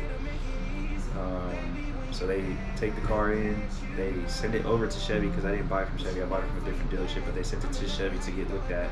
Chevy had it for about a month, and they come back and tell me that the car needs a new motor for sure. The new motor costs $17,000, and it's not covered under warranty because it's modified. So because the car had a cam in it, long tubes, tune on it, all that extra shit, they said that they can't cover it under the factory warranty. So I have to pay $17,000 for a new engine if I want them to fix it. So 2 months into me having this car, I'm now stuck with a $17,000 engine bill that I have to figure out how to pay for it or fix, or figure out another way to get the engine fixed. So I'm like, fuck, I definitely don't have $17,000. I'm a 19-year-old kid in college, working bare minimum type shit, going to school and playing football, and I don't have the money to pay for a $17,000 engine.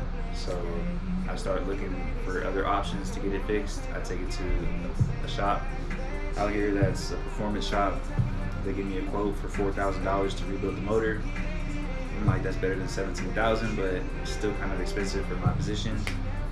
This is where I learned that, you know, buying an expensive car means you got expensive repair bills. And that's where you gotta learn to accept that part of the game whenever you get into the car shit that I was just young, dumb, and naive to, and thought I had it all figured out at the time, but that ain't how the shit works. You get some shit that's fast, and you want it to last, you're gonna have to pay some cash. So I'm out of cash at that point. Everything else that I had was dedicated to other shit. So I'm still looking around at other options, and this one guy that I was cool with at the time said that he could build my motor again for $1,000. And I'm like, okay, I'm taking his word for it. He says he's built motors before in the past, and he can get it figured out. Or not, he can get it figured out, but we can build it together for hella cheap and get it back running. My biggest thing was just trying to get the car to run again so I could drive it, because I have car payment on it that's pretty expensive, and I want to be able to drive the car. So I go that route. I take the cheapest route possible, trying to build a motor, a LSA motor in a Camaro Z01 for $1,000. Anybody that just heard me say that is looking at me stupid.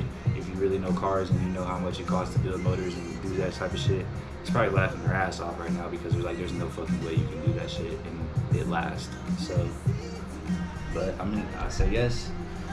The thing about that was I was trying to learn about working on cars. I never really taken apart an engine before.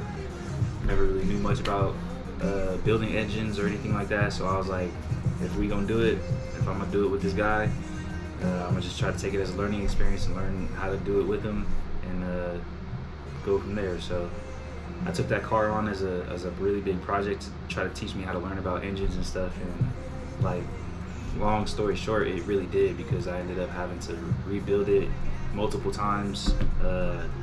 We ended up fixing that motor. It cost more than $1,000 obviously to get all the parts that we needed, but it took me about a year to rebuild that motor and get the car back running again.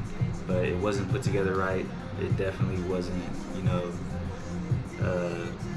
it just wasn't put together right, man. Like, we cut a lot of corners, didn't make sure things were checked the way they should have, and I get the car back running again.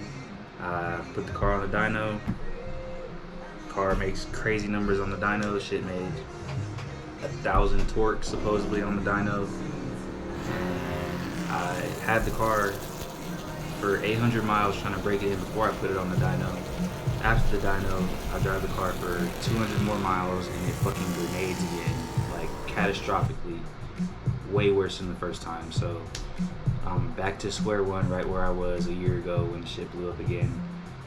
And all the money that I had just put into it is gone. You know, I'm in a worse situation now than I was before, because now I have to buy everything brand new, because there's nothing that was able to be saved from that engine at that point. And the SS is still around, but it's in the hands of somebody, you know, that's taking care of it, so I'm not worried about that.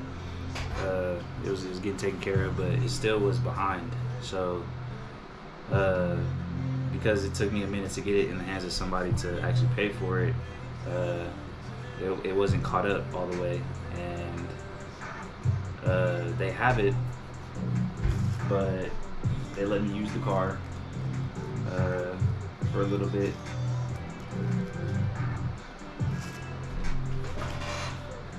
They let me use the car for a little bit, bring it back, and I'm like, nah. So this was before the shit went on the dyno, actually, because so before all this happened, before the Z01 goes on the dyno, the SS, I'm driving the SS. I asked the person that I let have the SS if I could borrow the SS until my car was done. At the time, I thought my car was almost done being fixed. I thought like a month or two at the max before it was back running. So they let me have the car back, but it still wasn't caught up on all the payments, so the bank was still looking for it. And I ended up swapping cars with somebody, so that way, like, you know, the car wasn't anywhere where the bank could find it, but they ended up still finding the car, because the car ended up being at one of the places where I knew it shouldn't have been and they knew it shouldn't have been. But the bank finds the car, bank repos the car. So the SS gets repoed and I'm stuck with a repo in my name. Like I said, I was hella in debt with that car, hella negative equity. So that shit hit my credit, and now I'm stuck with a car that isn't running and a car that just got repoed. So that's where the SS went. Still continued to fix the Z01, and then that's where the whole finishing that, putting it on the dyno, and that shit rolling up comes from after that. So at this point, I have a repo in my name and a car that I can't drive that needs very, very, very expensive repairs. And the only thing I could do in that situation was fix my car, because I wasn't trying to get another repo in my name. So I'm like, I'm gonna just keep it, pay for it, and fix it over time. Do whatever I gotta do, work as much as I can, and try to save up, pay to fix it. But I was gonna do it right this time. I knew from all the mistakes that I made from building the engine the first time that I had to do it right the next time. And I said I was gonna spend whatever it took to buy the right stuff and get it in the hands of the right people who knew what they were doing, to make sure that I didn't have to go back and rebuild that car again. So I had the Z01, trying to rebuild the motor for the second time. This time, the course of like 2 years goes on, and I'm slowly buying parts, slowly piecing it together, making sure everything is lined up to have a good engine ready to go back in that car.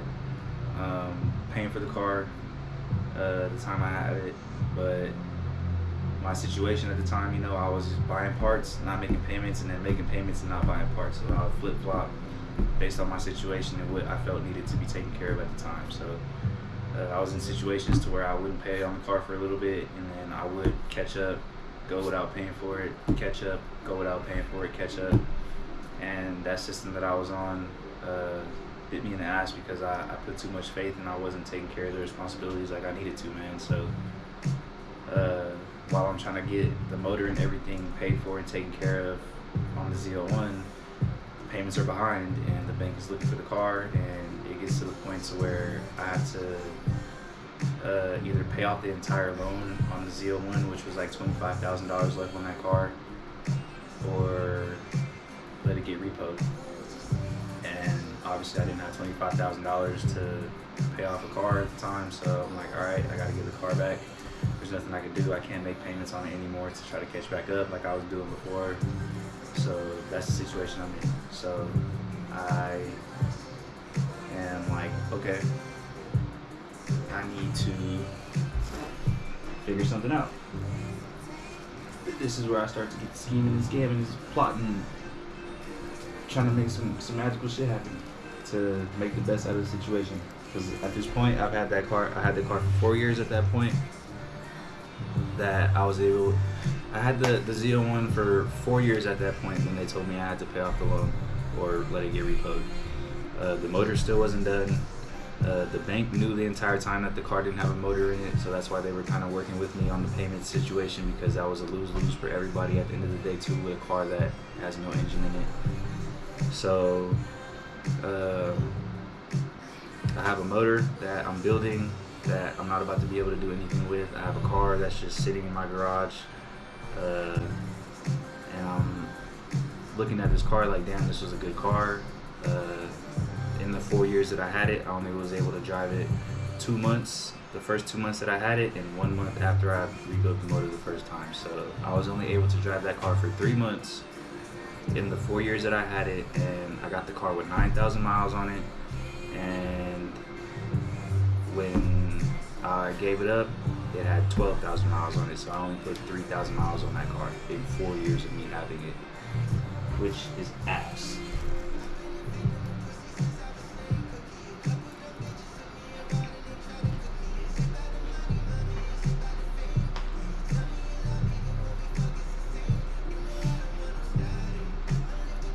I'm gonna start fucking with this place more because this shit hitting right now. Let me make sure we still recording this shit. Hold on. Alright, we had to hop on the phone because the GoPro's finna die again. So I don't want to get into a situation where I don't have audio or some shit. That shit ain't recording, so.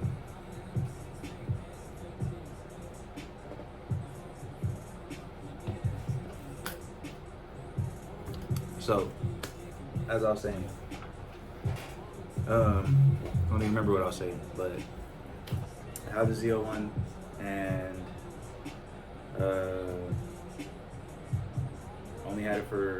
only got to drive it for 3,000 miles in 3 months out of the 4 years that I had it. So I get to scheming and plotting about how I can make the best out of the situation after I just dumped a hell of money into this motor that I'm trying to build, and come up with a plan. Well, an opportunity presents itself. So I'm like, okay, I gotta get the car back. I told the bank, I'm like, all right, I'm gonna just let the car get repoed. I'll let you know when to come get it. They're like, all right. But I have found a 2010 Camaro SS that had no engine, no transmission, and no seats. Everything else was there on the car. So I'm like, if I get this Camaro, I should be able to swap everything over from the Z01 into this car, and everything from that car into this car, and essentially keep the ZL1 with everything being swapped over to the SS. I should essentially have the same car if I'm able to make that swap happen. So that's what I do. I go pick up that black Camaro SS, and I immediately get to swapping everything over. took me a month to get everything off of the Z01 and put it on the SS, and put everything from the SS into the Z01.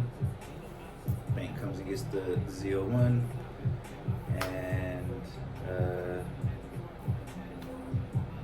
Z01 is gone, but essentially I have the entire car still, because I took every bolt, every wire, every part that was Z01 about that car and swapped it over to the SS. And if you know about cars, you know that the model of a car has certain trim levels. That's why you have V6 Camaros and Camaro SSs and Camaro Z01s.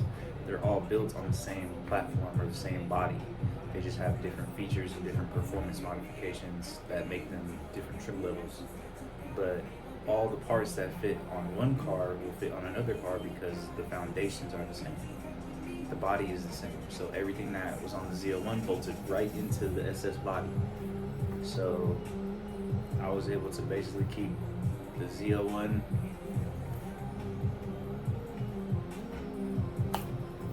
and yeah. I let the Z01 go, kept all the parts from it though, and continued the build process that I was trying to finish. So where that started to go wrong is me swapping everything over from the Z01 into the SS.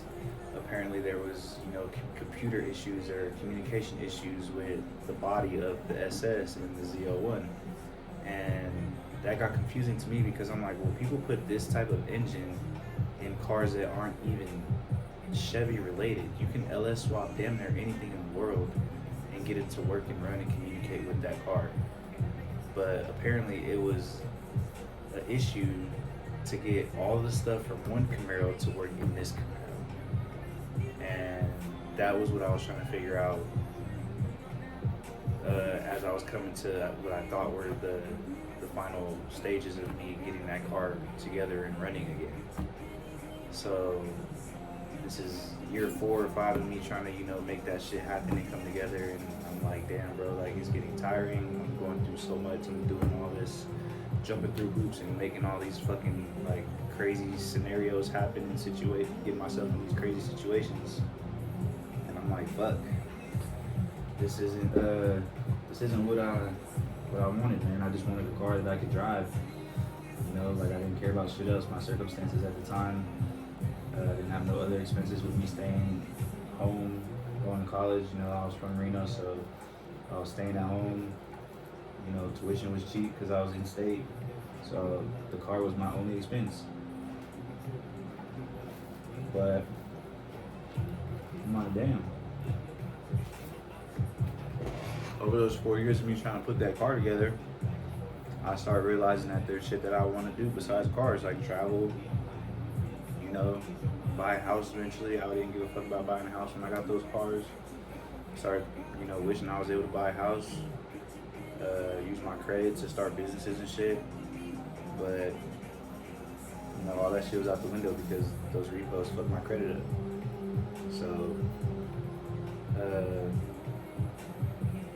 to counterbalance the fucked up credit that I had some money in my pocket, and I was like, oh, I need to finance another car to show that I can make payments, faithfully on a car and take care of it, credit-wise. The SS and the Z01 were the only 2 cars that I have bad payment history on. On my Charger, I didn't miss a payment. On the SS, I didn't miss a payment. And that's what I was trying to get back to. I wanted something that, was reliable, affordable, and, something that I could just get in and not have to worry about. So as we are, dealing with the Camaro, trying to figure out how to get that shit to work in that car, that's where we go and purchase a Lexus IS350. So you've probably seen the Lexus on the channel. I got a couple of videos of it posted, but that's when I went and picked up the Lexus IS350, just because I wanted a car that I could get to and from work in. I was driving my mom's Durango every day. That shit was giving me problems. I was getting tired of it. I just wanted something, that I could just hop in and not have to worry about. So I find the Lexus that works that worked out perfectly for my credit situation. It was within the 10-year lifespan of trying to finance a car. So my situation was I needed a car that wasn't 10 years old, had preferably low miles, and was under like $10,000 to $15,000, because you had to start over with the banks. Once you get repos, you're not going to be able to go finance a $20,000 or $30,000 car after you get a repo. So I knew I needed to find something cheap, but I have certain tastes and like a style that that I'd be comfortable with and that I wanted to pay for. So I was like, I'm not gonna just go hop into any car. I could have went and got really anything newer and cheaper that could have got me from point A to point B, but I was trying to get something that one I could make content with, that I was gonna be happy with for a while. And I was patient. I waited for a while. I looked for like 3 months for a car. I really wanted a Lexus, and after me looking for a while, I found the IS350. It was in the price range that I needed. It was within the years that I needed. It had hella miles, but Lexus is known for holding their value because they run forever. So they kind of let that slide, and told them the whole situation about what I went through with the Z01 and the SS and how those cars ended up being repoed. And they're like, all right, we're gonna give you a chance on this car. And I went and financed the Lexus. So that was the next car that I financed after the Lexus. And the Lexus was a great car, man. It was doing exactly what I needed it to do. It was getting me to and from work, and wasn't giving me no problems. I had a lot of fun in that car. I was able to go out and enjoy it on the weekends or with my friends, take trips in it. Ended up moving to Vegas in it, used it for work. I started Ubering and DoorDashing and shit when I was out there, and that shit was making me money out there, man. So I was very happy with the Lexus. I didn't plan on letting that car go. I wanted to pay it off to show the banks, I had it in me to be able to, take care of a car payment. So I had no intentions of letting that car go or doing anything with that car anytime soon. But unfortunately, I ended up wrecking it. And since, I just moved into a new city, I'm doing Uber and DoorDash, I'm not in a position to go finance another car again. I didn't have it. I had it for 6 months. Didn't miss a payment on it, but it wasn't enough good credit built up with that car to show banks, like that, that shit that happened in the past wasn't a true reflection of who I really am, I would say. So I'm in a situation now. I'm in Vegas and I need another car to go to work. So I'm looking for cars. My credit's fucked up. Everywhere I go, they're like, you need a very, very high down payment. Like any car I was trying to get financed for, they're like, you got to put at least like 50 to 60% of the car's price, or the bank's not gonna want it. So if I wanted to get a $20,000 car, I needed $10,000 or $11,000 down, or some ridiculous number like that. So I was like, fuck, I don't have that type of money right now. That shit's fucking crazy. Like, I can't get into another car. And that was my only form of employment when I was in Vegas at the time. So I reach out to my mom when I'm car shopping, because they tell me I need a cosigner if I want to make it work with less money down. And like I said, my mom's always there for me. I can't thank her enough. Let her know how much I appreciate her for what she's been through with me with all these cars and shit, man. She's really been there 100%, and she's, I can't, my words can't even, express how fucking thankful I am that I have a mother like that, that's just willing to, make those sacrifices for her son to be able to have the car that he wants. So she saw that I was working out there, I was doing good, things were going okay until I wrecked my car, and she decided to lend another helping hand and co-sign for me on another car. So that's where we get into BMW 550. Found the 550. I found a 650i before that, actually, that I tried to get, but it was a coupe. it was more expensive and it had more miles than the 550 that I have now. So me trying to get the 650 is what opened my eyes up to BMWs and like looking for cars like that. The 650 was a coupe, so I wasn't gonna be able to work with it in Vegas except like DoorDash and shit. But I was really trying to start Uber because there was more money in Uber. So I was like, I need something with 4 doors. So I kept looking, and that's when I found the 550. The 550 was cheaper, had 4 doors, and had less miles. So I was like, that's a better deal. Let's try to get this. Go to the dealership. The dealership, yeah, we can make it work with your mom with no problems. With this amount of money down.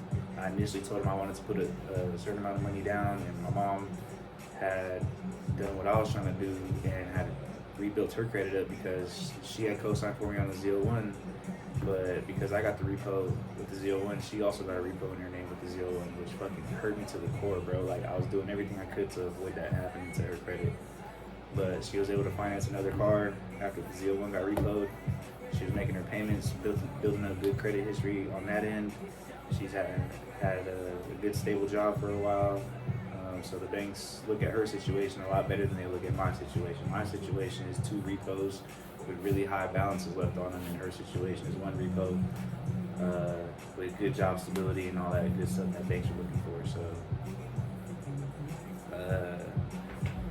she was able to, she had financed another car, built up the good credit, and when we go to apply for the 550, it was literally a walk in the park, man. They said that we can make it work with whatever money down we wanted to put down. There's going to be X amount of dollars every month. Of course, it had a high interest rate because our credit scores weren't the best still, but they were willing to, work with us still. Like, it wasn't just a no, and that's what I've been dealing with whenever I try to go get a car, is whenever I go to a dealership, I'm like, hey, what do I need to make this car happen? It's either a straight up no, you can't get this car, get out my dealership, or I need ridiculous amounts of money down to make it happen. So when we went to get the 550, all that stuff, wasn't an issue. I was able to get the car for a decent price, high interest, but that's what was to be expected when you have the credit situations that we were in.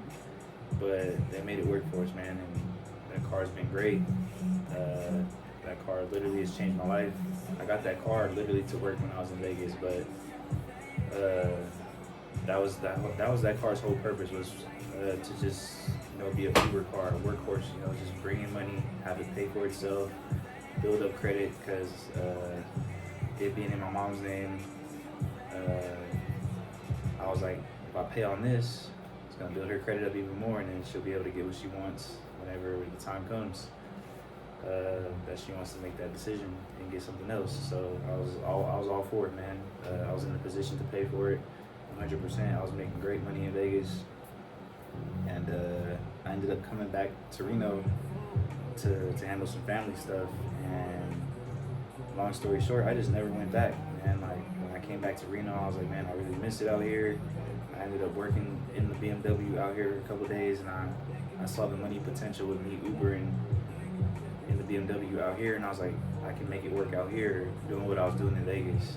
So I think I'm gonna come back home, be closer to my family, because that was really a big thing that I was missing out there, was not being able to be close to my family, and just try to make it work out in Reno instead of Vegas. And I'll go back to Vegas whenever the time is right and things are in better situations, instead of me just hopping out there on a whim and just taking a chance. That didn't really work out too good for me. I ended up wrecking my car, getting into some bullshit with roommates and shit out there, certain situations with cops, almost had me fucked up, going to jail a couple times out there. So I was like, things aren't going too good in Vegas. I need to go back to where I was doing good and try to make it work. And that's what I did. I came back to Reno. I was working in the BMW, and what fucked me up with that was I got in an accident in the BMW. It wasn't my fault. Lady cut in front of me as I was going through an intersection, couldn't stop in time. Boom, smacked the front end of the car. So now my work vehicle is no longer available for me to work in, because I couldn't drive it until it was fixed or use it for that purpose. It's still ran and drove, but it wasn't a safe vehicle to be having people in to do Ubers and shit. So I had to get it fixed. Insurance took care of it, but the car wasn't in my possession while it was getting fixed for like a month and a half, 2 months. So in that time period, I had to figure out another way to make some money. So I had to go back to the regular 9-to-5 jobs, and that's where I started working back at the warehouse jobs again, just trying to make the car payments, take care of all my bills and shit, which was going good. I still made it work. Still was able to, pay for the car, but like I said, my intention with the BMW was to have that car pay for itself. I didn't get that car to, have it as a luxury vehicle that I could enjoy every day. Like, that car was supposed to be paying for itself, building credit, and bringing in its own income. So I started looking at other ways to do that. Shit doesn't fall into place to make that stuff happen. Certain things happen along the lines with that car too, and it bounces around back and forth between me and my mom for a little bit. And I mean, it's still around, it's in my possession now, but the entire purpose of me getting that car was for it to work, pay for itself, and build credit, and it really hasn't done that in the last probably year and a half that I've had it, which sucks, but what can you do? That accident made it depreciate crazy, so can't go trade it in on anything, because that now has crazy amounts of negative equity on it because of the accident. So kind of fucked up situation, kind of stuck with the car, but still a great car at the end of the day. I'm not upset about it. The 550 has given me plenty of memories, man. That shit, is a great car at the end of the day. It's fast as fuck. It's been pretty reliable until just recently. I gotta go through and figure out what's going on with it right now. It's been, like, just crazy, man. Put 30,000 miles on it, haven't really had major issues. Been able to, just hop in it and go and, drive it.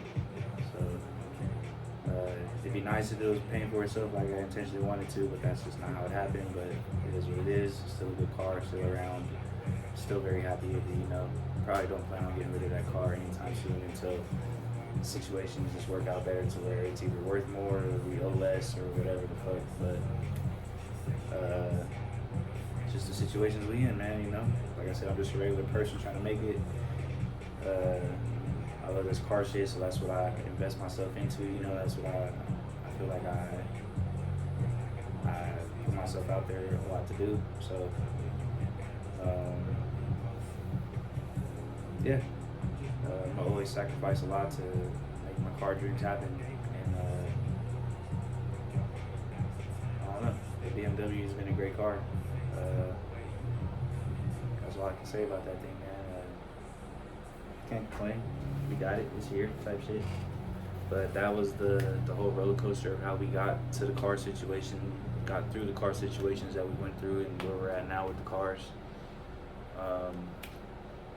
Picking up after the cars, after BMW bouncing back and forth, I started hopping into the bike life. Had a couple motorcycles that you guys have probably seen on the channel. Started with the R6, then we got the Gixxer 750, the R1, and then the Daytona. Those are the next vehicle purchase that I made after the BMW. Had those cars, or not those cars, had the bikes for a while, and started trying to get back into, having little project cars here and there, man. So like how I was buying and selling, flipping the bikes, I was trying to do that with cars. So I see the BMW E46, which you guys probably saw in the background at the shop, or whatever point of the video that I decided to throw that in there, because I didn't really talk about it much on the channel yet. So you find the E46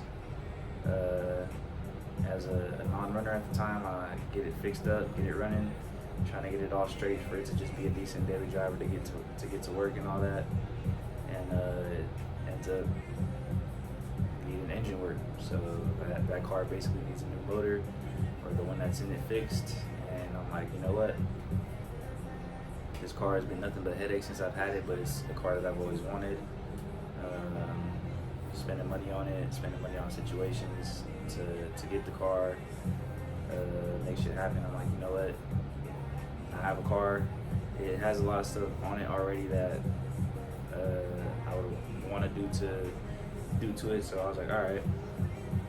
Since it has certain shit on it that I would already want on it, I was like, instead of me trying to get rid of it, especially since I already put hella money into it, I'm like, let's just try to fix it, but let's fix it the way we want to fix it, you know?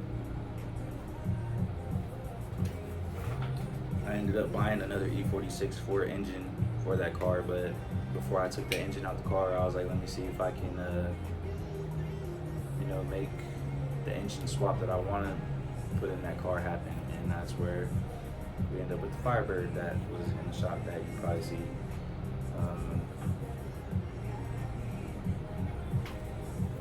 So doing some you know, trades and sales and finessing to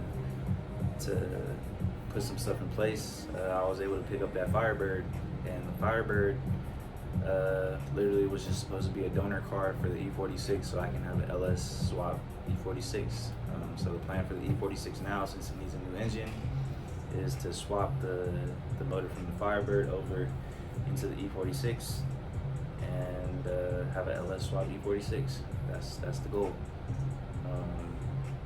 So now that I have the cars where they need to be and in place, and a place that I can work on it and make the swap happen, I can start accumulating parts and start, you know, getting that process and that ball rolling in that direction. As far as the Firebird, the damage on that car, it seems fixable. So I might end up just hanging on to the Firebird and trying to do something with that, you know, make some content with that car, maybe put an engine in it, make it into a drag car, a drift car or something, but I don't think that car is a total loss either. I feel like that car has potential. I'm for sure taking the engine that's in it now and putting it into the BMW, but later down the road, or, you know, if things fall into place for me, hopefully I'll be able to, you know, get that car fixed and running and find a new purpose for that car once we get the swap done with the BMW. So that's where those two cars came from, and that's basically currently where we are right now. So shit's crazy. Long ass fucking road of car shit. I need some more of this food, bro. Shit getting cold. I'm hungry. Been talking. I said I was gonna try to talk faster and less, but I'm pretty sure we didn't talk for at least another hour at this point.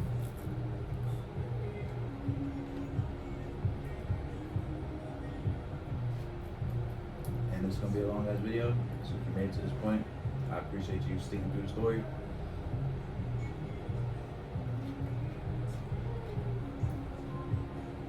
And I'll start off with what I was talking about last night to end the video, is my YouTube inspirations. So if you saw me talking, or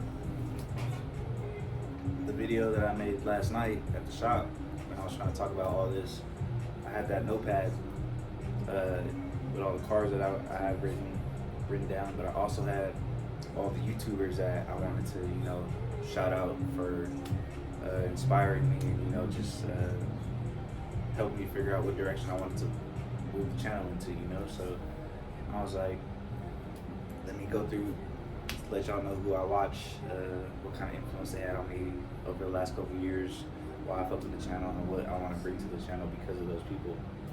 So I left the notebook at the shop, but I'm gonna try to go through and just name off a couple of them that I can remember off the top of my head, and what influence they're bringing to the channel for me. And talking about this long ass story about my life, and just trying to be open with y'all and honest about who I am and how I got to this point. Obviously I left a lot of stuff out about what I went through, but, you know, y'all got the gist of it as far as car related situations and all that. So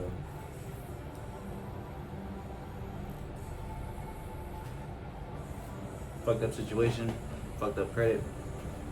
That's really the biggest lessons that I had to learn. you know, helped me grow up really fast because of it, you know. Moving forward in life, I'll never make those same mistakes again. I hope you guys learn from my mistakes. If you got anything from those stories, is you know, make sure you dot all your I's and cross all your T's before you sign life play for vehicles or cars or, you know, temporary happiness. Even though at the time it may not seem temporary, you gotta think long term about what effect this is gonna have on your life if things don't work out. So that's where I'm at with everything now. I try to make sure all the decisions I make now are gonna be beneficial for me in the future.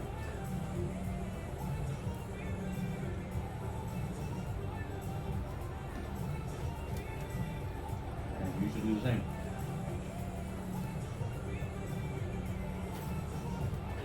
Don't get me wrong. I wouldn't have been able to have all the knowledge and information and all the shit that I have without going through all that shit, but don't do that shit. Don't go through that shit if you don't have to. It's fucked up. Whenever you try to go get a car or trying to buy a house or some shit like that, and literally, like, you just get told no, flat out, and there's nothing you can do about it. There's no way you can make it happen. It's a hard feeling, and you know you're gonna be dealing with that for years and years to come. That's where I've been struggling, man. Just trying to make sure that, you know, not repeating the same mistakes and not dwelling on the past too. You know, I made the mistakes, but learn from them. That's all I can say.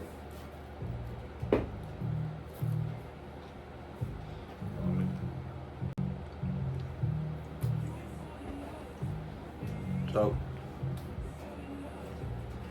starting off with the YouTubers, like I was saying, was dudes that I idolized and watched and just been, you know, watching his progress and his growth over the years that inspired me to make this video and being honest about my life. Tall Guy Car Reviews, salute to you, my guy. You know, Tall Guy Car Reviews, my boy Slim. Been watching him for a while, man. He does car reviews. This video is kind of like a template of how he started off his channel. You know, I used to watch his videos, and when he was starting to get big on YouTube, he came out with like an hour-long video or like a really long video about his life past, and was just completely honest about what he was going through, what he went through, and what he was trying to do. He had the Hellkeezy, and I think he had a bike at the time too, but he was just honest about his situation, broke it down, talked for an hour, let us know who he was, what he went through, and just acknowledged his mistakes and all that stuff, and put his life in front of everybody. That's something I really admired, man. That has made me want to make this video for a really long time, to let y'all know everything that I went through. But you know, it took me a while to build up the courage to do that, because it takes a lot to push life out there and be judged by people based off of what you went through. And just growing up, I realized I don't care about being judged. You know, I want my life to be a lesson to people. I want people to be able to learn from my mistakes and, you know, really see who I am and, like, you know, what I'm trying to get towards in the future. So, Tall Guy Car Reviews, salute you. Next on the list, since he right there with him, my guy Mr. Organic, 3 on the God, Gargoyle Gang. Shout out you.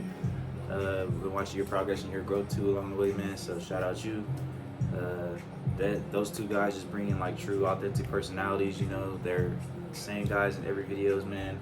Always trying to inspire, always trying to give game, always trying to enjoy cars, man. Always building dope whips. So that's stuff that I want to bring to the channel. Yeah, so salute them, man.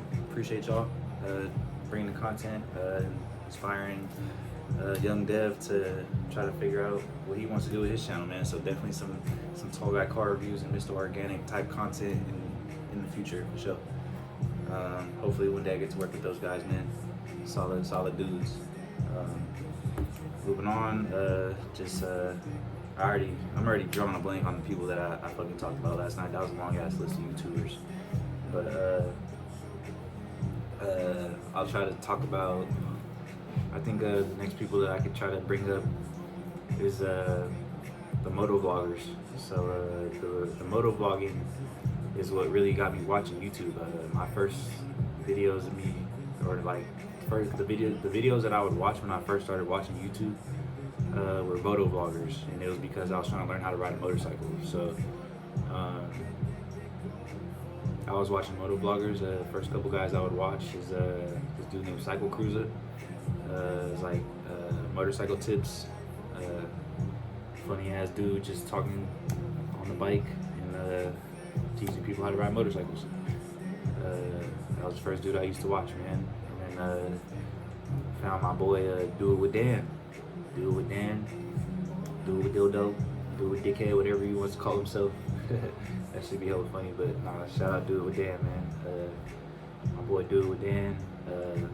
He was making the moto vlog videos when I first started watching him, and just real, you know, another authentic personality, funny, always just day-to-day life, you know, riding his bike, going to the gym, talking about shit on the bike, random topics, you know. That shit that I always wanted to do whenever I started a YouTube channel was just hop on the bike and be able to talk. Good venting mechanisms for me is what I feel like that would bring. So shout out to Do It With Dan.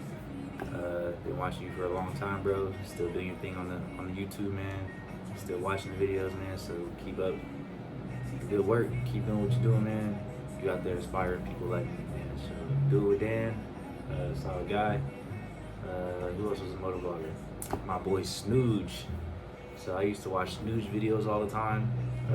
That's where the gym content comes from. So watching Snooge, he would moto vlog, go around fucking with people on the bike, you know, doing funny pranks or just talking to people randomly as he rode around. And after he would ride around all day, he would go to the gym at night, make his gym vlogs, and just bring some solid content to the community as well, man. So started fucking with Snooge tough. I remember always watching his videos too. So Snooge, another dude I salute. Appreciate you, man. You really started it off for a lot of moto vloggers, man, with your style of content, bro. You've seen a lot of people following your footsteps, man, and I'm trying to be one of them. So appreciate you, Snooge. Trying to keep it on the moto vloggers. More recently, I started fucking with my guy Fastlane D. I didn't talk about him last night because I forgot to write him on the paper, but I've definitely been fucking with Fastlane D since I've been on the bikes. Videos going crazy. All his bikes is clean. Got crazy bikes. Really be riding his bike. That's what I fuck with too, is he really rides his bikes. Brings great content, man. Good dude in the community. Always love and positivity in the videos, man. That's what I want to bring too, man. Try to just bring that moto vlog lifestyle to the channel, man. Is what those dudes have really inspired me to do. So trying to bring that to y'all because of them. Salute all those guys. Next on the list that I want to talk about is just like the day-to-day, you know, car enthusiast guys, you know. Start off with my boy Mike. This nigga got like 87 cars. But all his builds, you know, are dope. They're fucking one-of-a-kind builds, man. Shows us the process, goes into detail about, you know, everything that's done to the cars. He's open about when the cars have problems, you know, like that boy Mike, he be doing this shit, man. He be racing this shit. I fuck with people who, you know, really use their cars for what they're built for, you know, and he's one of those examples of that, bro. He'll build a car for a certain purpose or power level, and he'll go run it and you know, make content, and I fuck with that shit, bro. Not too far from me, man. Maybe one day we can link up. When I get a little bigger, get some whips going and running and shit. Just want to make some content with the guys, man. So yeah, Mike, salute you.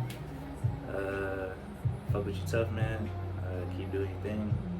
Keep inspiring, bro. There was somebody else that I wanted to talk about too that was related to him.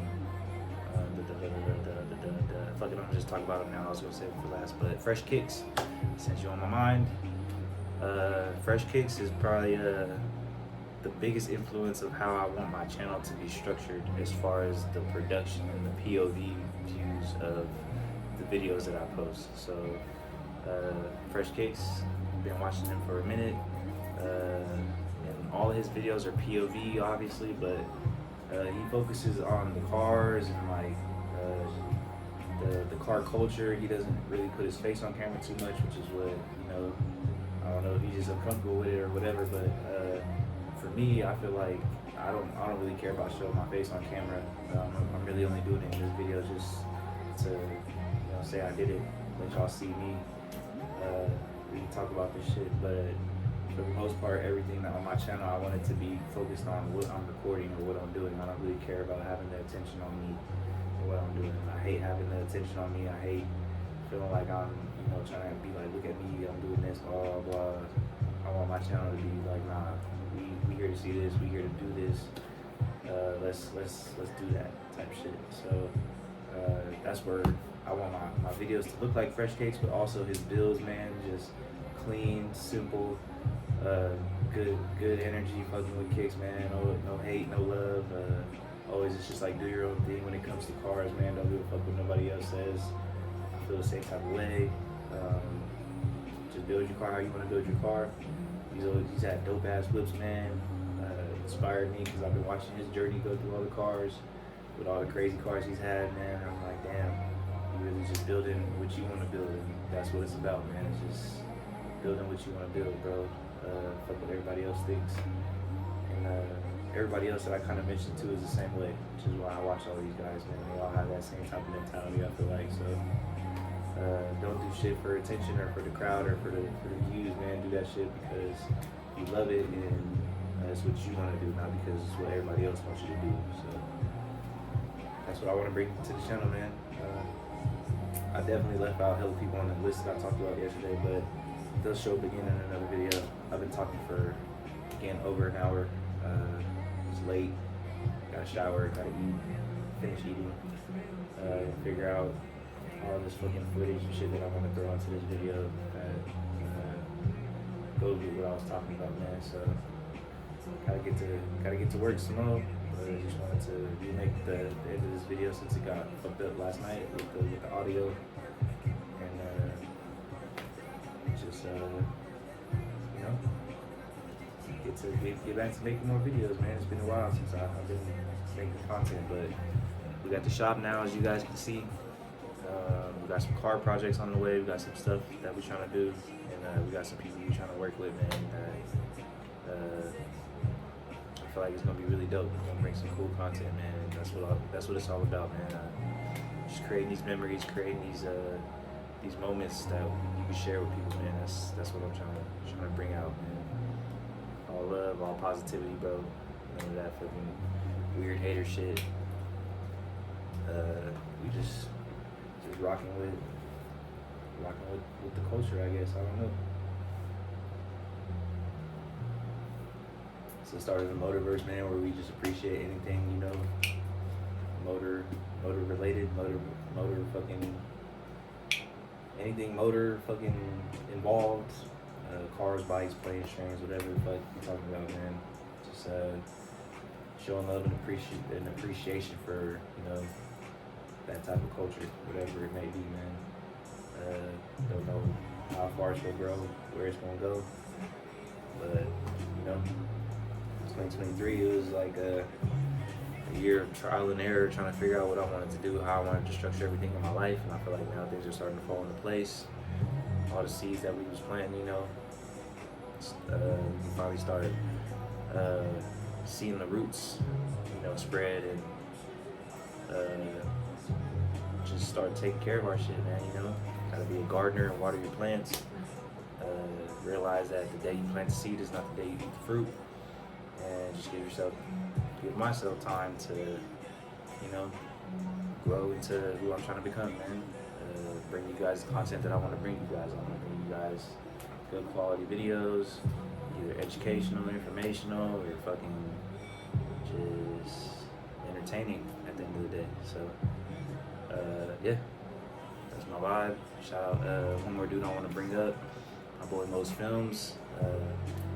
Crazy editor, bro. Crazy editor, bro. Pleasure to meet you. Just know you out there inspire people like me too to do this, bro. Been watching your videos for a long time. Can't say how much I just appreciate having those moments where I could just sit back, relax, and put on a Most Films video. Just, you know, see the art that goes into it. I feel like that's a real good example of artwork when it comes to cinematic type video production, bro. Most Films is he cold with it for sure. And all those guys, Sax Beat Shop out there, Sideshow Tone, Team HHP, all those guys, man, are big influences to me, bro, since they're so close. And, you know, I feel like, you know, the energy is right there, you know. So there's those guys, man, and just YouTube in general, man. I'm trying to do all this because YouTube is YouTube. I don't know. It could be whatever you want it to be. I have no expectations for it. Don't even care about trying to make money off of this shit. I just want to, you know, be able to enjoy the platform for what it has to offer as far as, you know, community-based and culture appreciation, and being able to reach people and put out there, you know, the blessings and the experiences that you get to have throughout this life, man. Putting it on video for the world to see, man. You know, inspire somebody, you know, to change the world. So that's all I'm trying to do, man. Just, you know, I don't even know. But I think I'm gonna wrap it up on that, man. Appreciate y'all for watching. If you watched this long, more videos to come. Stay tuned for the gym content, car content. Take care of yourself, health as well. Stay healthy on the pump, bitch.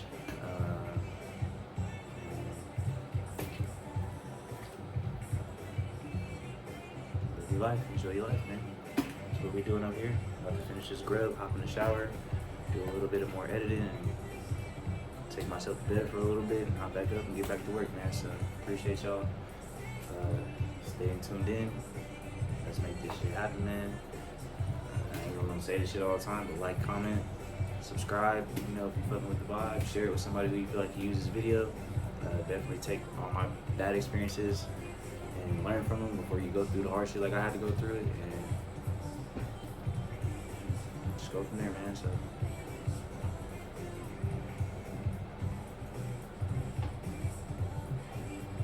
if I wanted to, I ain't been looking at myself on camera this whole time, but looking kind of swag.